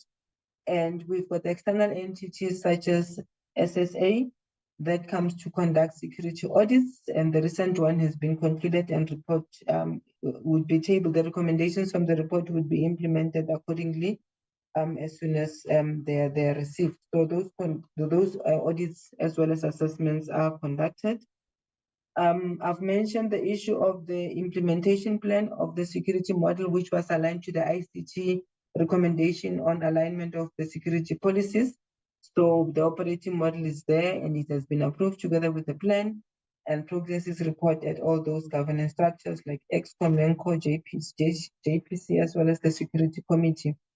The slide 68 just talks to the high level challenges that are linked to security, so I'm not going to go into detail on them. I'm going to jump straight to HR on page 72, save on time. In terms of HR, we were supposed to have functions allocated to align to the revised organizational structure. And I need to indicate that all job descriptions to date in line with the new structure have been revised, and the posts that are being filled are in line with the revised job description. Implementation has already taken shape, even on PERSAL. All officials have actually been placed against post. No one has been declared in excess because we never engaged in a restructuring exercise. We've developed a conscious recruitment plan that spans over 5 years to spread management of the budget and to prioritize critical posts so that we can only fill those first and the ones others can come later. We're also expected to align the performance contracts to provisions of the Labor Relations Act, Chapter 5 in particular, that has been done. HR policies and plans, we have the HR plan for 2022 to 25 approved by the Minister. The recruitment plan has been approved by the CEO. Workplace plans, as well as the HR implementation reports, have been approved as well, and including the HR delegations. So those ones are also in order. There was a review of some of the labor relations cases that I've referred to at the beginning when I did the opening remarks on unethical conduct in relation to the cleaning contracts. The independent investigator was appointed, and that investigation has already been concluded and closed. The report has been presented to management. A refresher course, there was a recommendation that members who belong to the BSc, BAC, and BEC should be trained so that they can manage the procurement processes appropriately. That has been done. And then to capacitate the security department, I've already mentioned the capacity that we have in security, so I'm not going to repeat that. The right of the unions to organize, this is a matter that through CDHR we are managing quite closely. We have the Departmental Bargaining Council, and these meetings are the meetings are happening regularly to consult with recognized unions. We have both PSA and NEHAU within government printing works. So all matters of mutual interest are engaged at that platform.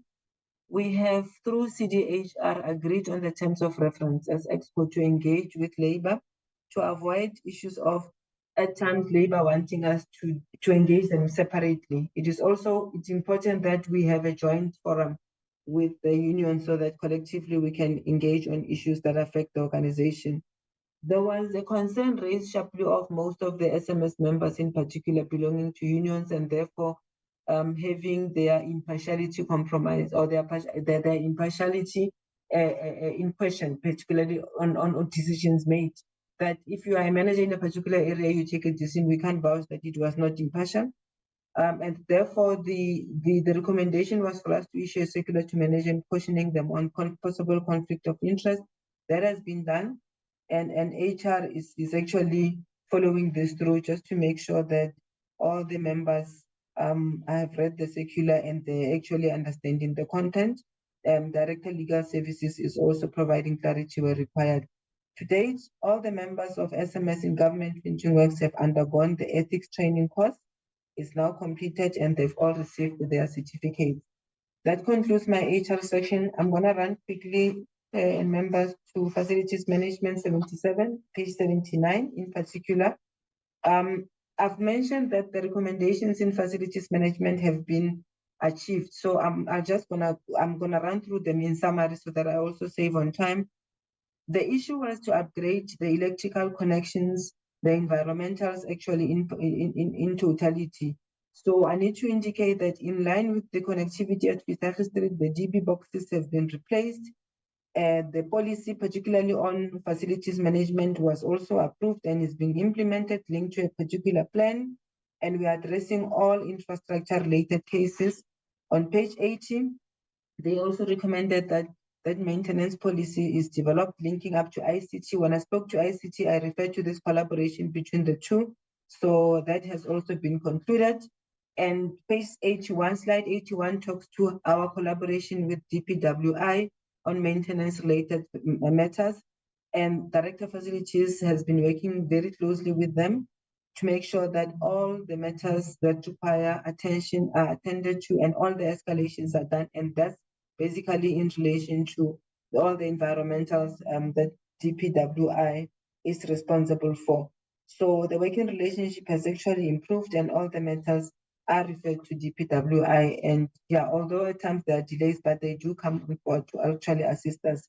As I move towards closure, manufacturing and engineering, perhaps questions might be asked why we don't have in the core branch, we have fewer recommendations, but there's no traction that is being shown.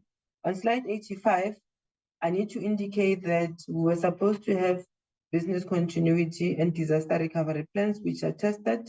To this point, we have assessed the disaster recovery scenarios and all the business continuity plans and SOPs have been revised in the following area of travel documents, identity documents, examinations, and security certificate. We've actually tested business continuity and disaster recovery plans, which obviously happens practically at the CSIR. But what I need to indicate is that this are linked to the standards, the ISO standard, which is a project that is being run in operations and production, operations management branch. So when you see one completed out of 4 is because the ones that are within the purview of government printing works we could do with the management that is on site. But the other 3 are actually linked to the implementation of the ISO project, which is currently underway. And let me talk to it in slide 89, which is in the purview of the operations management environment, slide 90. On slide 90, we also had to do the same thing in the operations management branch, make sure that business continuity and recovery plans are in place for origination, order management, and face value. All this have been done. But what we are doing, we are securing services of a service provider to come and help us facilitate the development of ISO standards and the implementation thereof within the both core branches. This is important because in everything that we do, the specific quality or units of standards that we're supposed to comply with. Although currently we are compliant with the ICAO standards in the production of our security documents, we also need to be compliant with some ISO standards. It's a technical exercise which we don't have capacity to execute internally. So currently the tender is out, should be closing soon.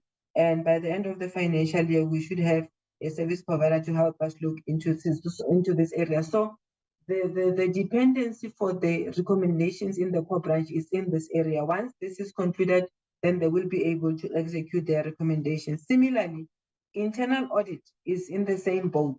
The recommendation for internal audit on slide 93, they were supposed to audit the very same ISO standards once the project is concluded. So you will see that that recommendation being carried through, because up until there's implementation of those ISO standards, internal audit cannot audit any processes linked to that, as well as the standards that we're supposed to operate with. So just thought I should mention that, because it shouldn't appear as if work is not being done, particularly in the core branch. As I move towards closure, the GTEC has been appointed to conduct a review of our turnaround strategy and provide advice on the implementation of this. They've been providing hands-on support, particularly within HR and change management, and they are meant to assist us to drive organizational change, because change remains a managerial responsibility, but they are facilitating that process. GTEC supports us in the effective response to the findings in the HR area and facilitating the work streams in this regard. I've mentioned that they have gained traction in the work that they're doing. Change management strategy is there, and they will actually be presenting their final report in the next 2 months to conclude on the work that they've been doing. As a way forward, Honorable Chair and members, we commit to execute all these recommendations in scope for completion within those periods that I've mentioned, short, medium, and long term. And by the end of this financial year, we should have concluded the ones in the short to medium term, and we'll then be left with the ones like the ISO standards, which are dependent on service providers and the implementation of those standards. The project office continue to monitor and facilitate progress in terms of the implementation process. Experts will continue to be brought in areas of need to make sure that all the recommendations and any other area of support is actually executed accordingly. We're obviously looking at HR, ICT, finance, auditing, including security in that regard. And recommendations which are indicated in progress will be completed as stated, and we'll continue to present them to the oversight committees, EXCO and MENCO, which are management structures, as well as the audit risk committees and AGSA, who continue to exercise oversight on the execution of all these recommendations. Chair, I need to table this presentation to the honorable members of the Portfolio Committee to note the progress that has been made on the implementation of the recommendations from the MRP report. Chair, I will end here. Thank you very much. Thanks very much, CEO and your team, for the detailed presentation on the task team recommendations and the plan or progress that has been demonstrated. I'm going to invite members to interact with the report. Honorable Ross, Honorable Malekwa, Honorable Tejana, Honorable Pillay, Honorable Mdisemta, Honorable Bongo. Mr. Matonsi, you advise if there are other members whom they've joined that you've indicated that will join later, so that we don't, so that we note for their contribution in the presentation. In that order, Honorable Ross. Thank you, Chair, and thank you to the CEO for the comprehensive presentation. I just want to look at two main things. The one is just to get an understanding, if I'm understanding this correctly. So there were data losses in February 2021, January 22, March 22, April 22. So to our understanding, a complete loss of financial and audit data. And from what I'm seeing in this report, it's only in March 2023 that monthly backups are happening. So I'm sure I'm just misunderstanding this. Can I just get clarity on what backup processes were put in place and what backup processes are currently in place for all the financial and audit data? Is there a disaster recovery system in place? Or is it just tape backups that are manually done by a service provider once a month? Then the other issue is there seems to be now teams of experts that have been appointed, so project lead, technical advisors, change management, chartered accountants, ICT specialists, labor relations specialists on a 3-year contract. So are these are these roles that have where you don't have the skill inside the government printing works? Are these roles that are going to be ongoing, or is this just for a 3-year stabilization period, and then this team will leave? And then I just want to understand, what are the overlaps between this team and the expertise you have in government printing works? So, for example, ICT specialists. Do you have ICT specialists? Is there a skills transfer that is happening in this process so that these persons are actually gaining the skills that they need to be able to do some of these functions in-house? Because it's a bit of a concern as a national key point, etc. You know, one would expect that you would have certain of these key ICT roles, etc., as in-house functions and not necessarily left to a service provider to rely on. And that's it from me, Chair. Thank you. Thank you very much, Honorable Malekwa. Thank you very much, Chairperson. Let me also acknowledge the report has been presented, and also acknowledge the progress registered in terms of the operation of the system and most of the system are functional, including the data system. Chairperson, I just want to check with the CEO on what is going to happen with the previous lost data. Is it recovered, or is there any mechanism employed for the recovery of that system? If it has been recovered, we will really appreciate it. And also, Chair, I also want to appreciate the findings and the progress on the DC processes and the unfolding investigation. We hope that these processes will be concluded so that the effort can be focused on the service delivery matters. Chairperson, I also want to note the report has been presented. Thank you very much. Thank you, Honorable Malekwa. Honorable Techana.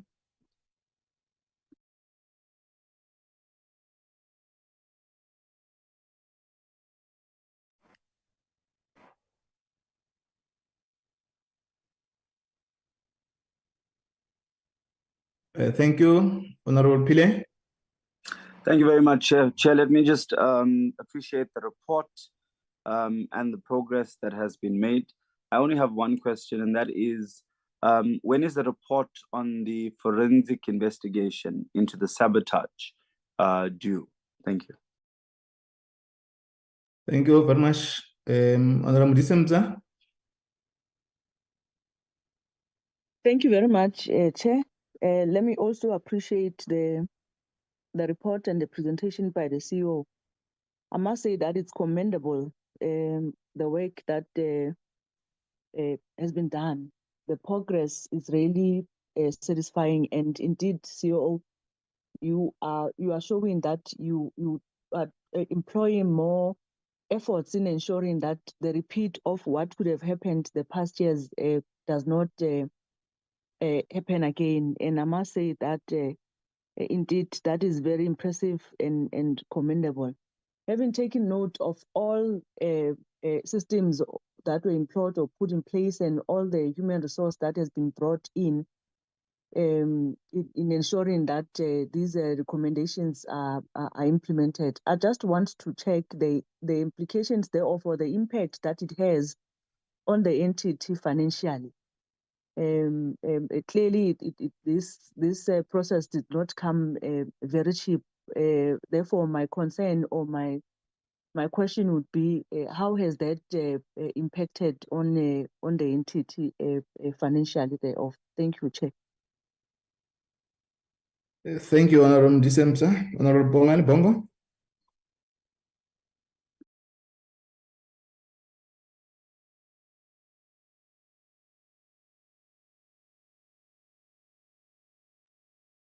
Okay, noted. The area of the audit, CEO, in our last interaction with the AG, there were concerns, particularly in relation to the loss of data. And I think Honorable Ross has also highlighted that area. Your report, your presentation does not demonstrate the outcome process which we're engaged on since we're the deliberations with the Auditor General. Can you demonstrate now that you have in place all the systems with the interaction with the Auditor General? In our last committee, there was an indication from the Director General, which there were teams that were appointed to assist your institution, Home Affairs and Treasury, and I think with your audit team. Perhaps you may need to highlight some of the progress to that extent, or now that you've established system, does it replace the work that the Director General of Home Affairs has initiated a team to assist the government printing works? I think those are some of the issues which members have raised. CEO and your team.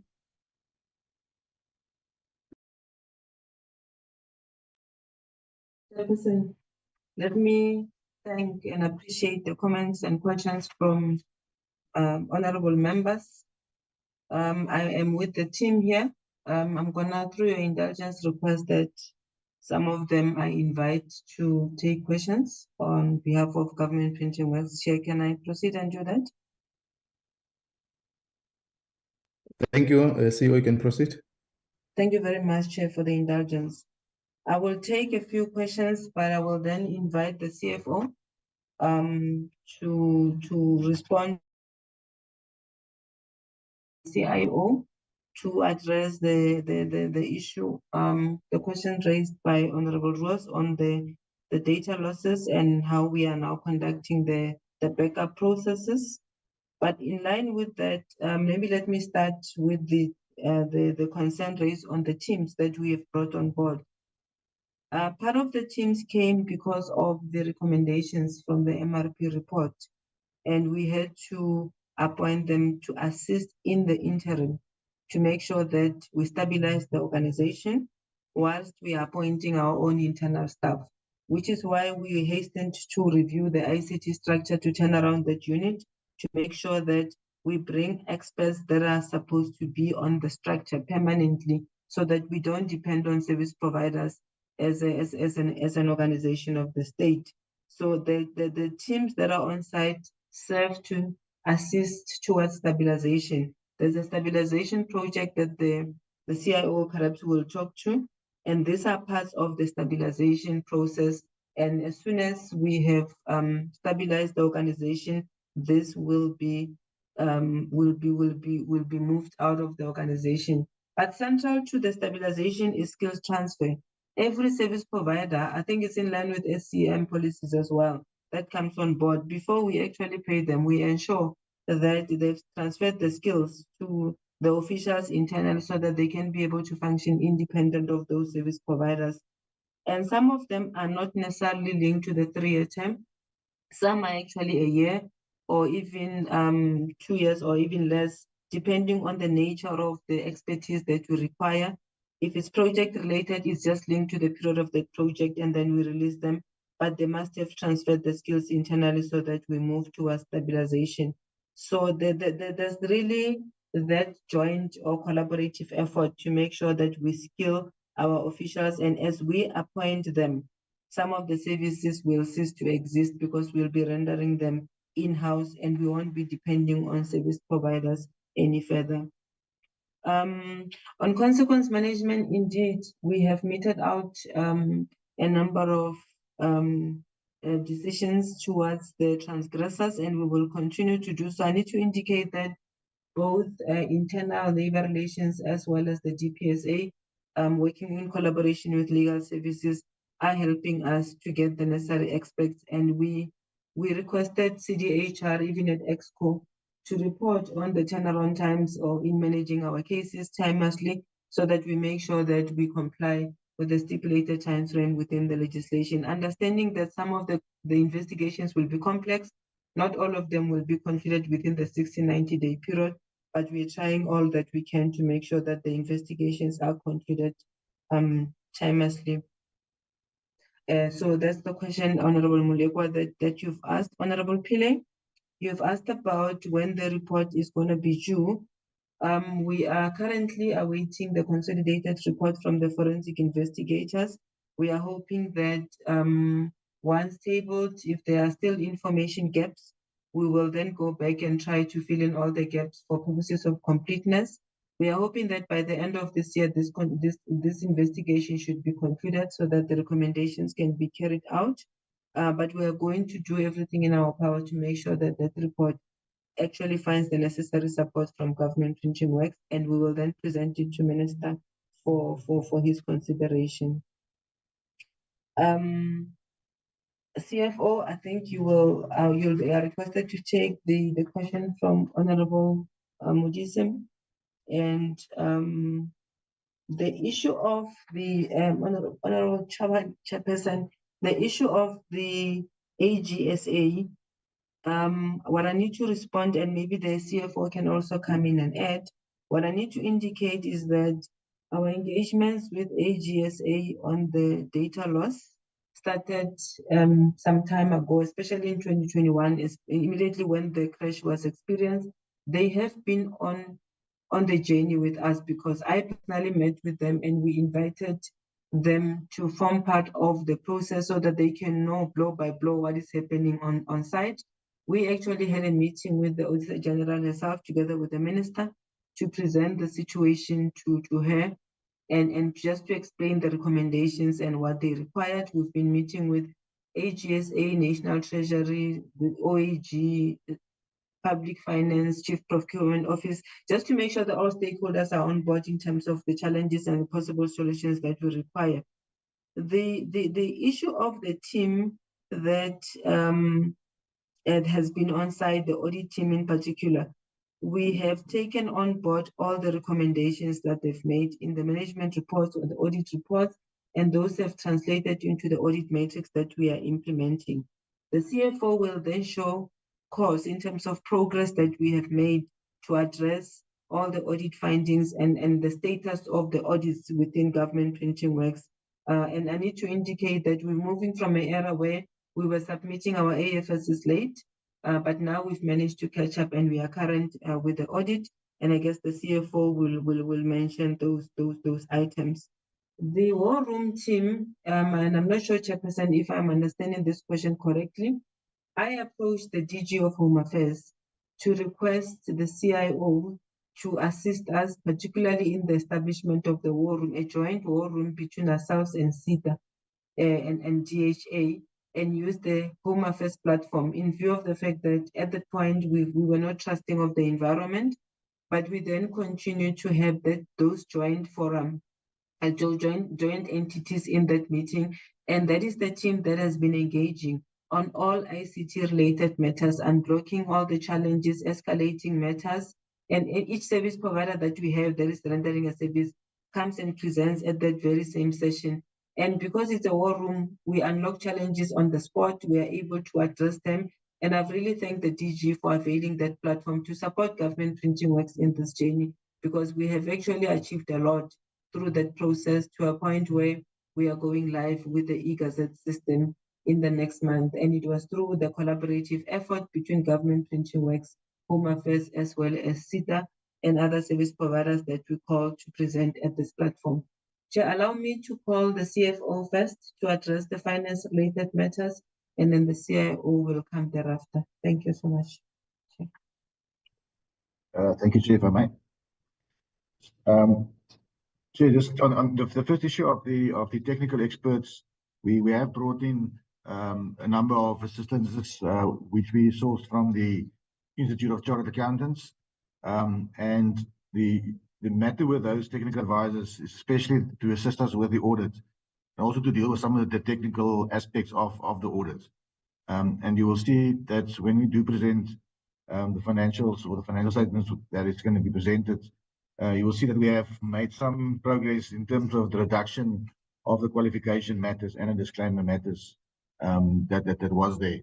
We're not there yet, and I think this is where we latch on to the interactions we've had with the National Treasury in particular.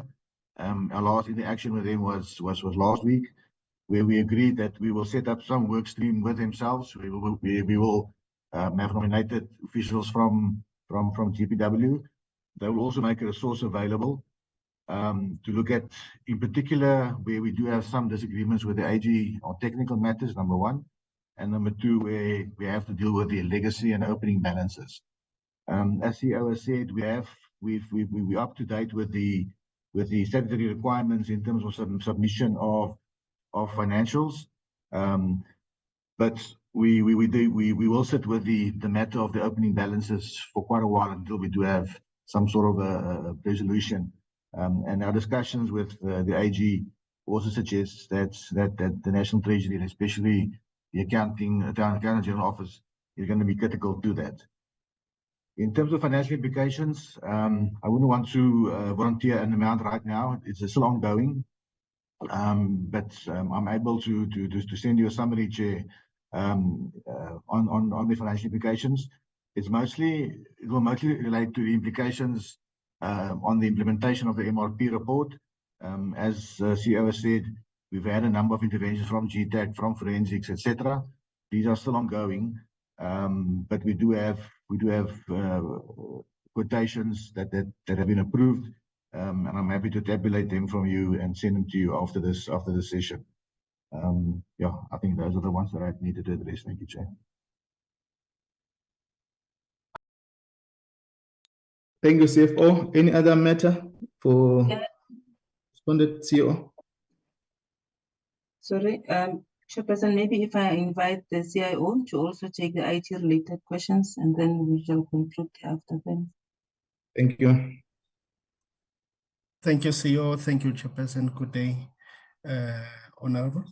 In terms of ICT, the incident largely was a result of infrastructure that failed, and the efforts that ICT engaged into was to acquire the infrastructure that has failed, as well as to restore data from the existing infrastructure that we have. And what is key also is that once we get maybe the PO or the approval for infrastructure that we need, we take into consideration the estimated time of arrival of that infrastructure. Normally, it will take about 8 weeks. It will take about 10 weeks.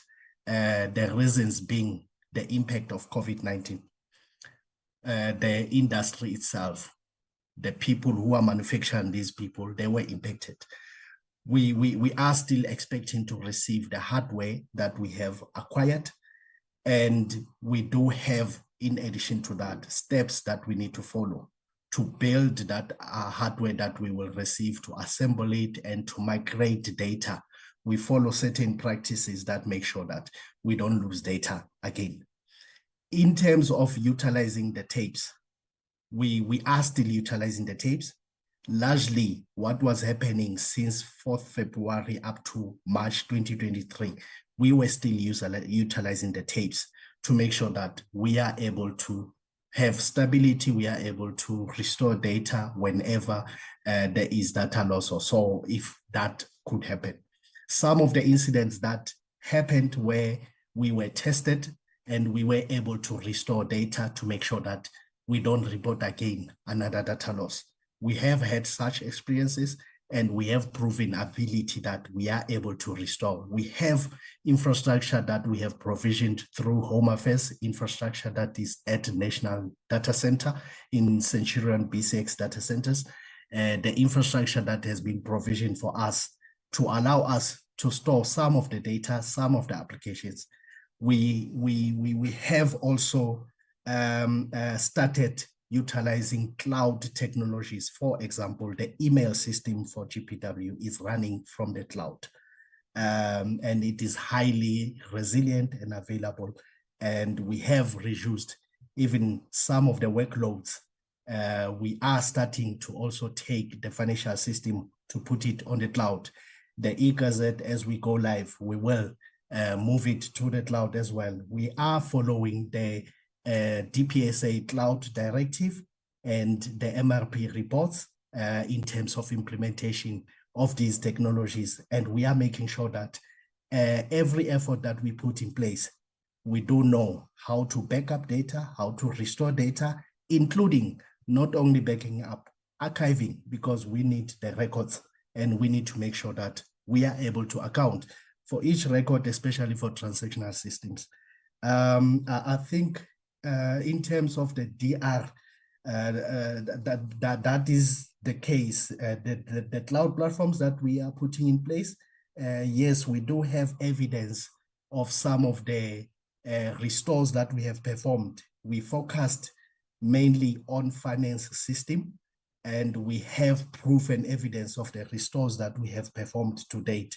It must be noted that as far as we have restored, we have not restored the full capability of our systems. We only identified critical systems, and we're working on restoring and functioning on critical systems. The reason being that we don't have the compute power that we need. We only acquired the compute power. We're waiting for it to arrive, and we cannot also take everything on the cloud because we are a national key point and we need to be guided.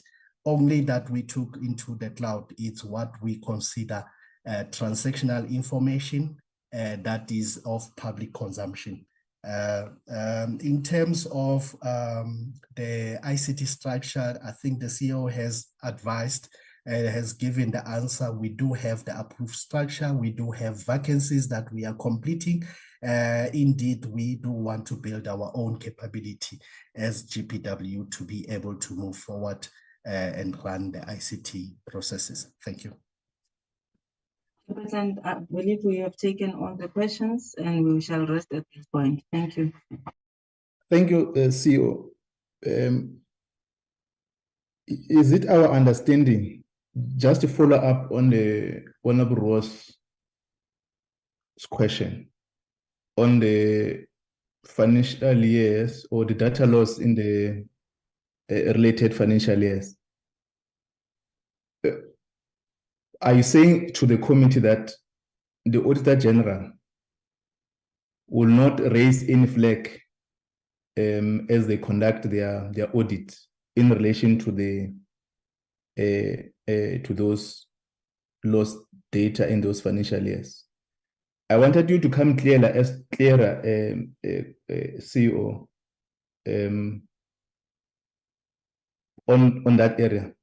Whether are you saying to the committee that all what is required and in relation to the financial data that the Auditor General has to interact with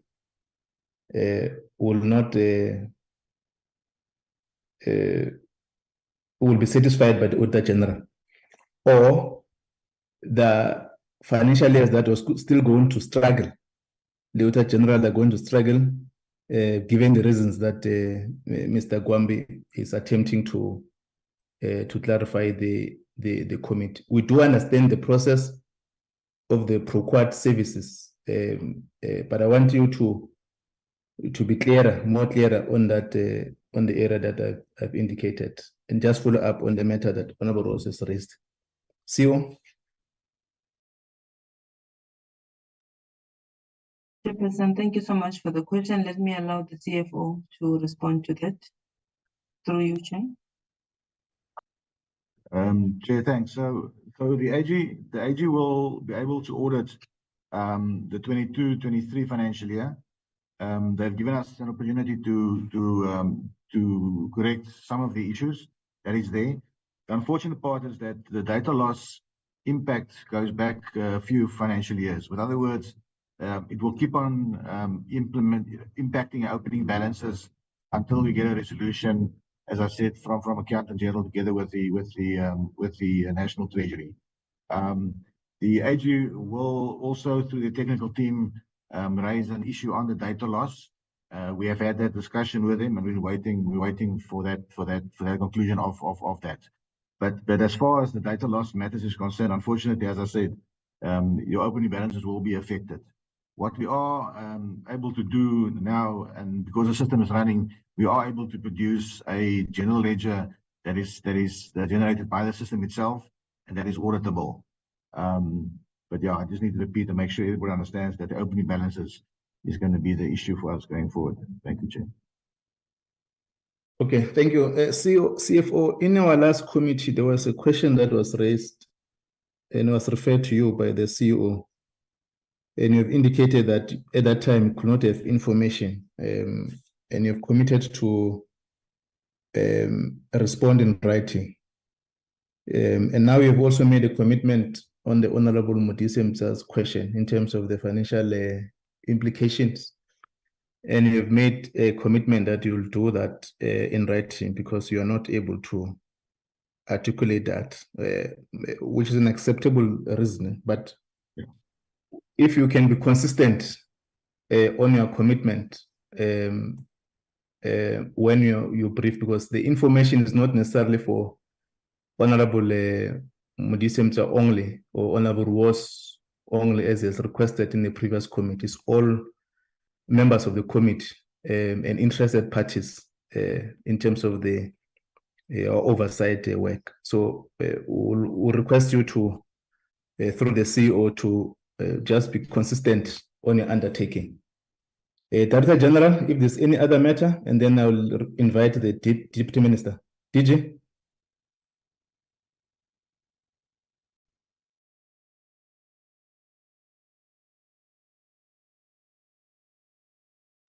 Deputy Minister?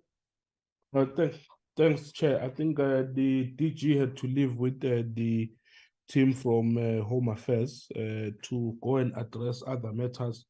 I do think that the CEO, CFO, and CIO have responded properly to the matters.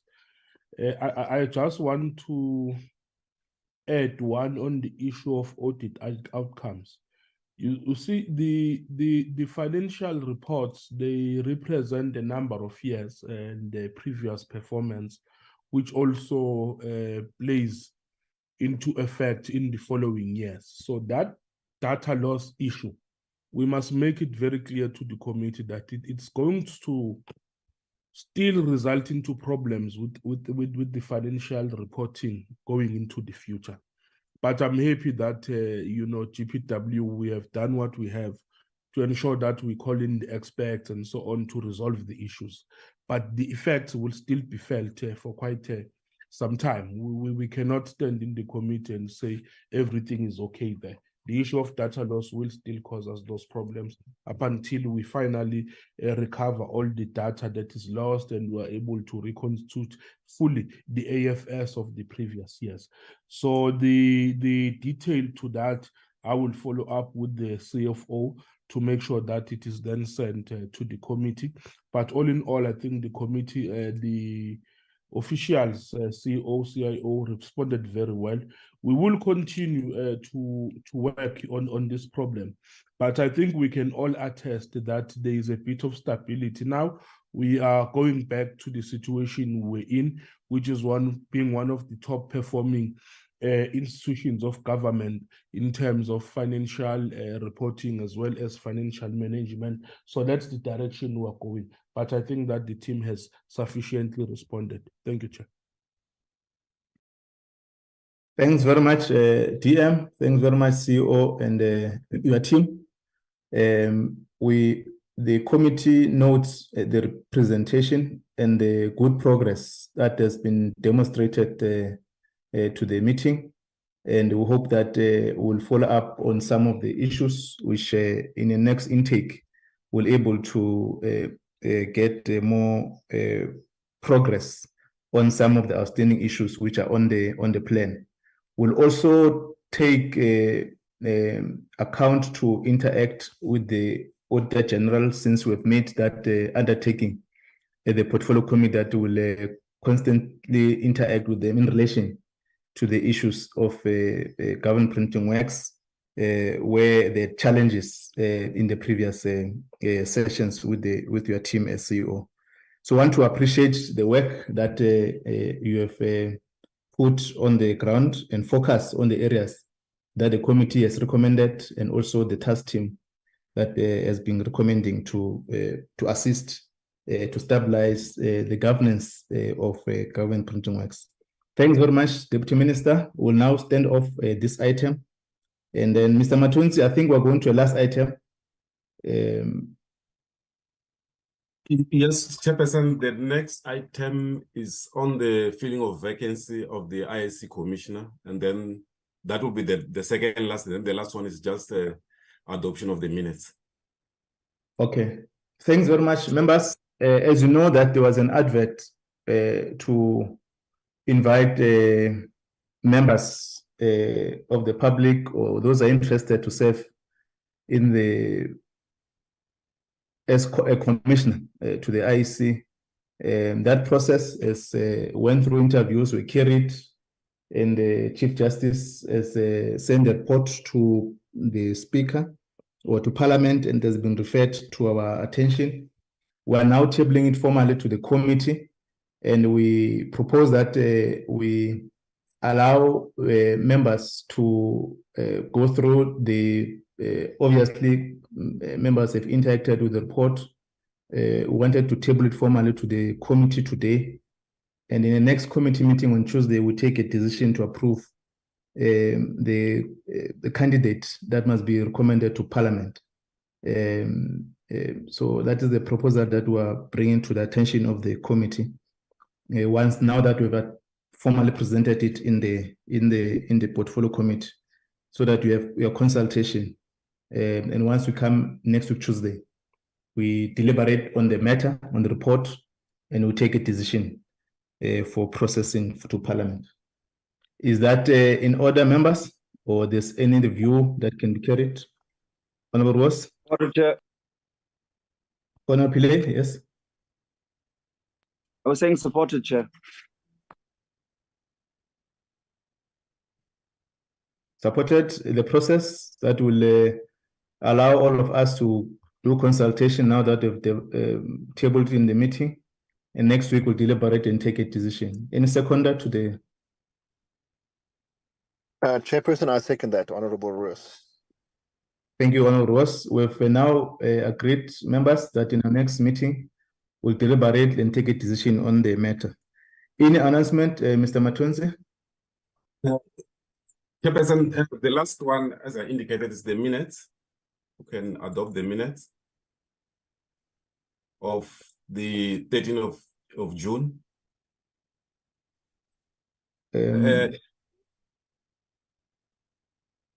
Chair? Yes, Mr. Matunzi? You want me to go through them?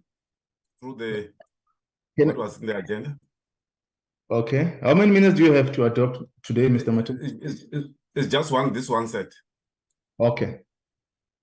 You can proceed. Okay, Chairperson, this is the minutes of the meeting that was held on the 13th of June, which was our last meeting in the second term, wherein we're dealing with a petition that was submitted through Mr. Roos on citizens that are living abroad on the issue of waiting for their passports. And then there was another petition on the Stellenbosch Home Affairs, which was submitted by a member of Parliament as well. And then the department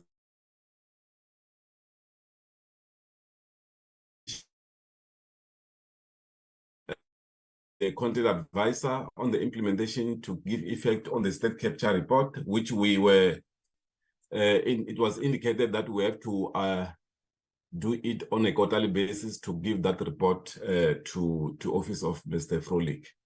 So those are the issues. Other matters that were dealt with was the registration of Muslim marriage bill, and then the ZEP, and then there was an update on the Brazil study tour. Yeah, that's all, Chairperson. Those are the issues that we dealt with in our last meeting, and those are the members who were in the meeting. Thanks very much, Mr. Matunzi. What is about item number 10? What are we adopting there?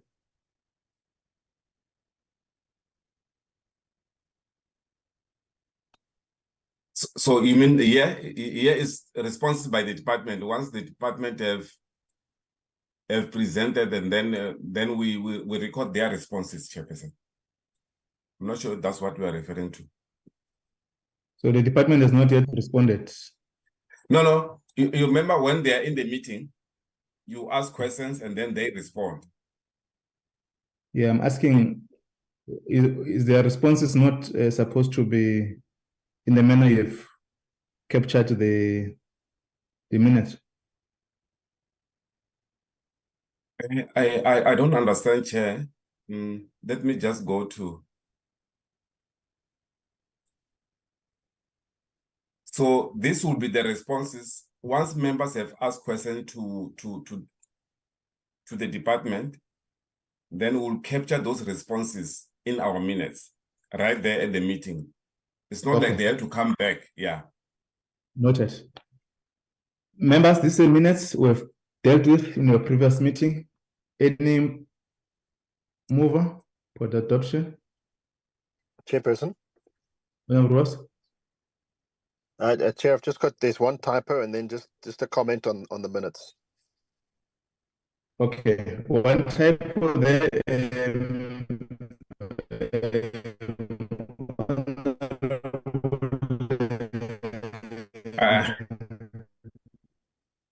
I'm not sure if it's Chairperson. Where, Honorable Ross? Okay. Chairperson, it's the top of page 6. The top of page 6? Where it says the department senior counsel.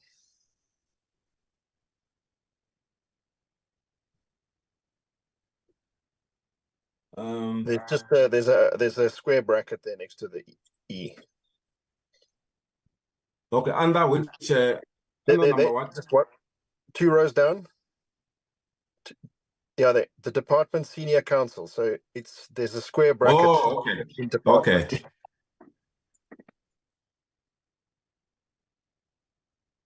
Okay. Then Chair, I just have a concern with the wording where it says, again, it's also on the top of page 6, where it says the minister reported that he met with Honorable Hendricks on the 17th of May, 2023. So that's from the top there of page 6. Oh, okay. So 8.1, it said the minister reported that he met with Honorable Hendricks on the 17th of May and agreed that there should be no 2 bills. So my recollection of what happened is that there was supposed to be some regulations that they were discussing. Maybe there could be some regulations, but Honorable Hendricks, he indicated that there was still a discrepancy between, so there wasn't a final agreement. So, you know, we had a situation here where we were briefed, etc. But they were going to still have another meeting and then come back to this committee. Because it's important, you know, with what happened with Honorable Lakota's bill. And then he appeared to withdraw it. And then suddenly he said he didn't withdraw it, and it created confusion for the committee. So they were supposed to have that meeting where Honorable Hendricks, and then they were going to thrash it out and then come back and say, fine, you know, we don't need these bills anymore.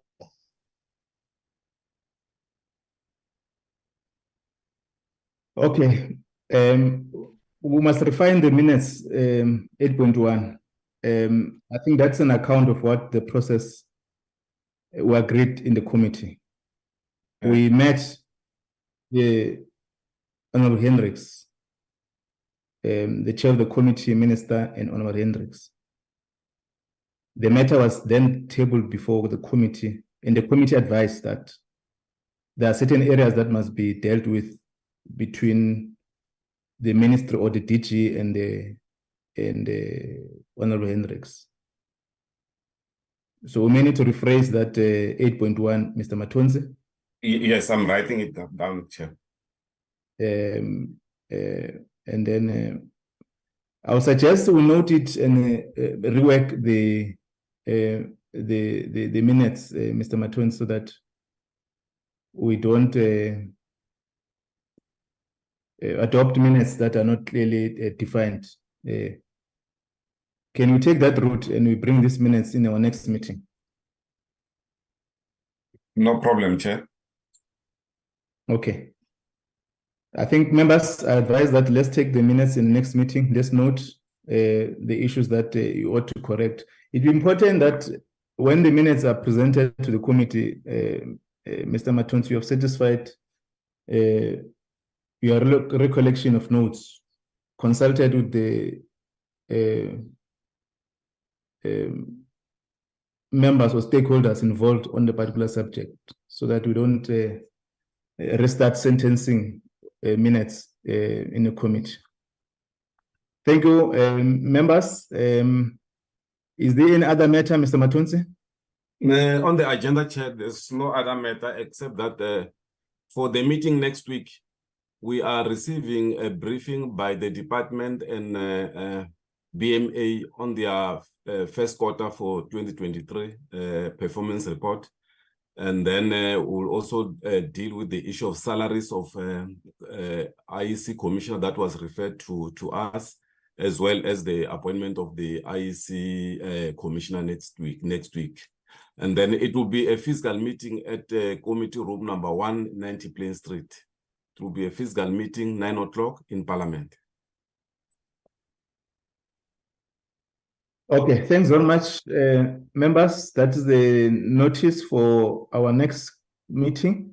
I want to take this opportunity to appreciate all members for your contributions to the discussions, and the DG team that was led by Mr. Bishop, the CEO, Government Printing Works, the Deputy Minister, for leading this delegation. We have now indicated that both the marriage and the consequential amendments, the brief, the updates, the minister will indicate to our attention on the process now that they've received and concluded on the consultation of the marriage bill.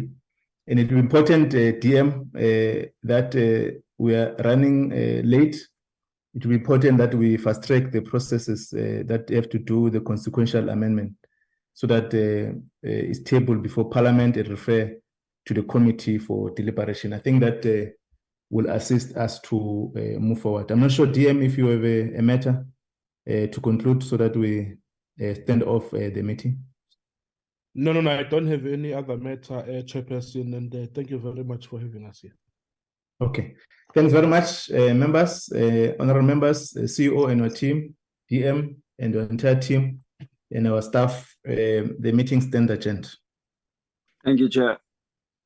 Thank you. Chair.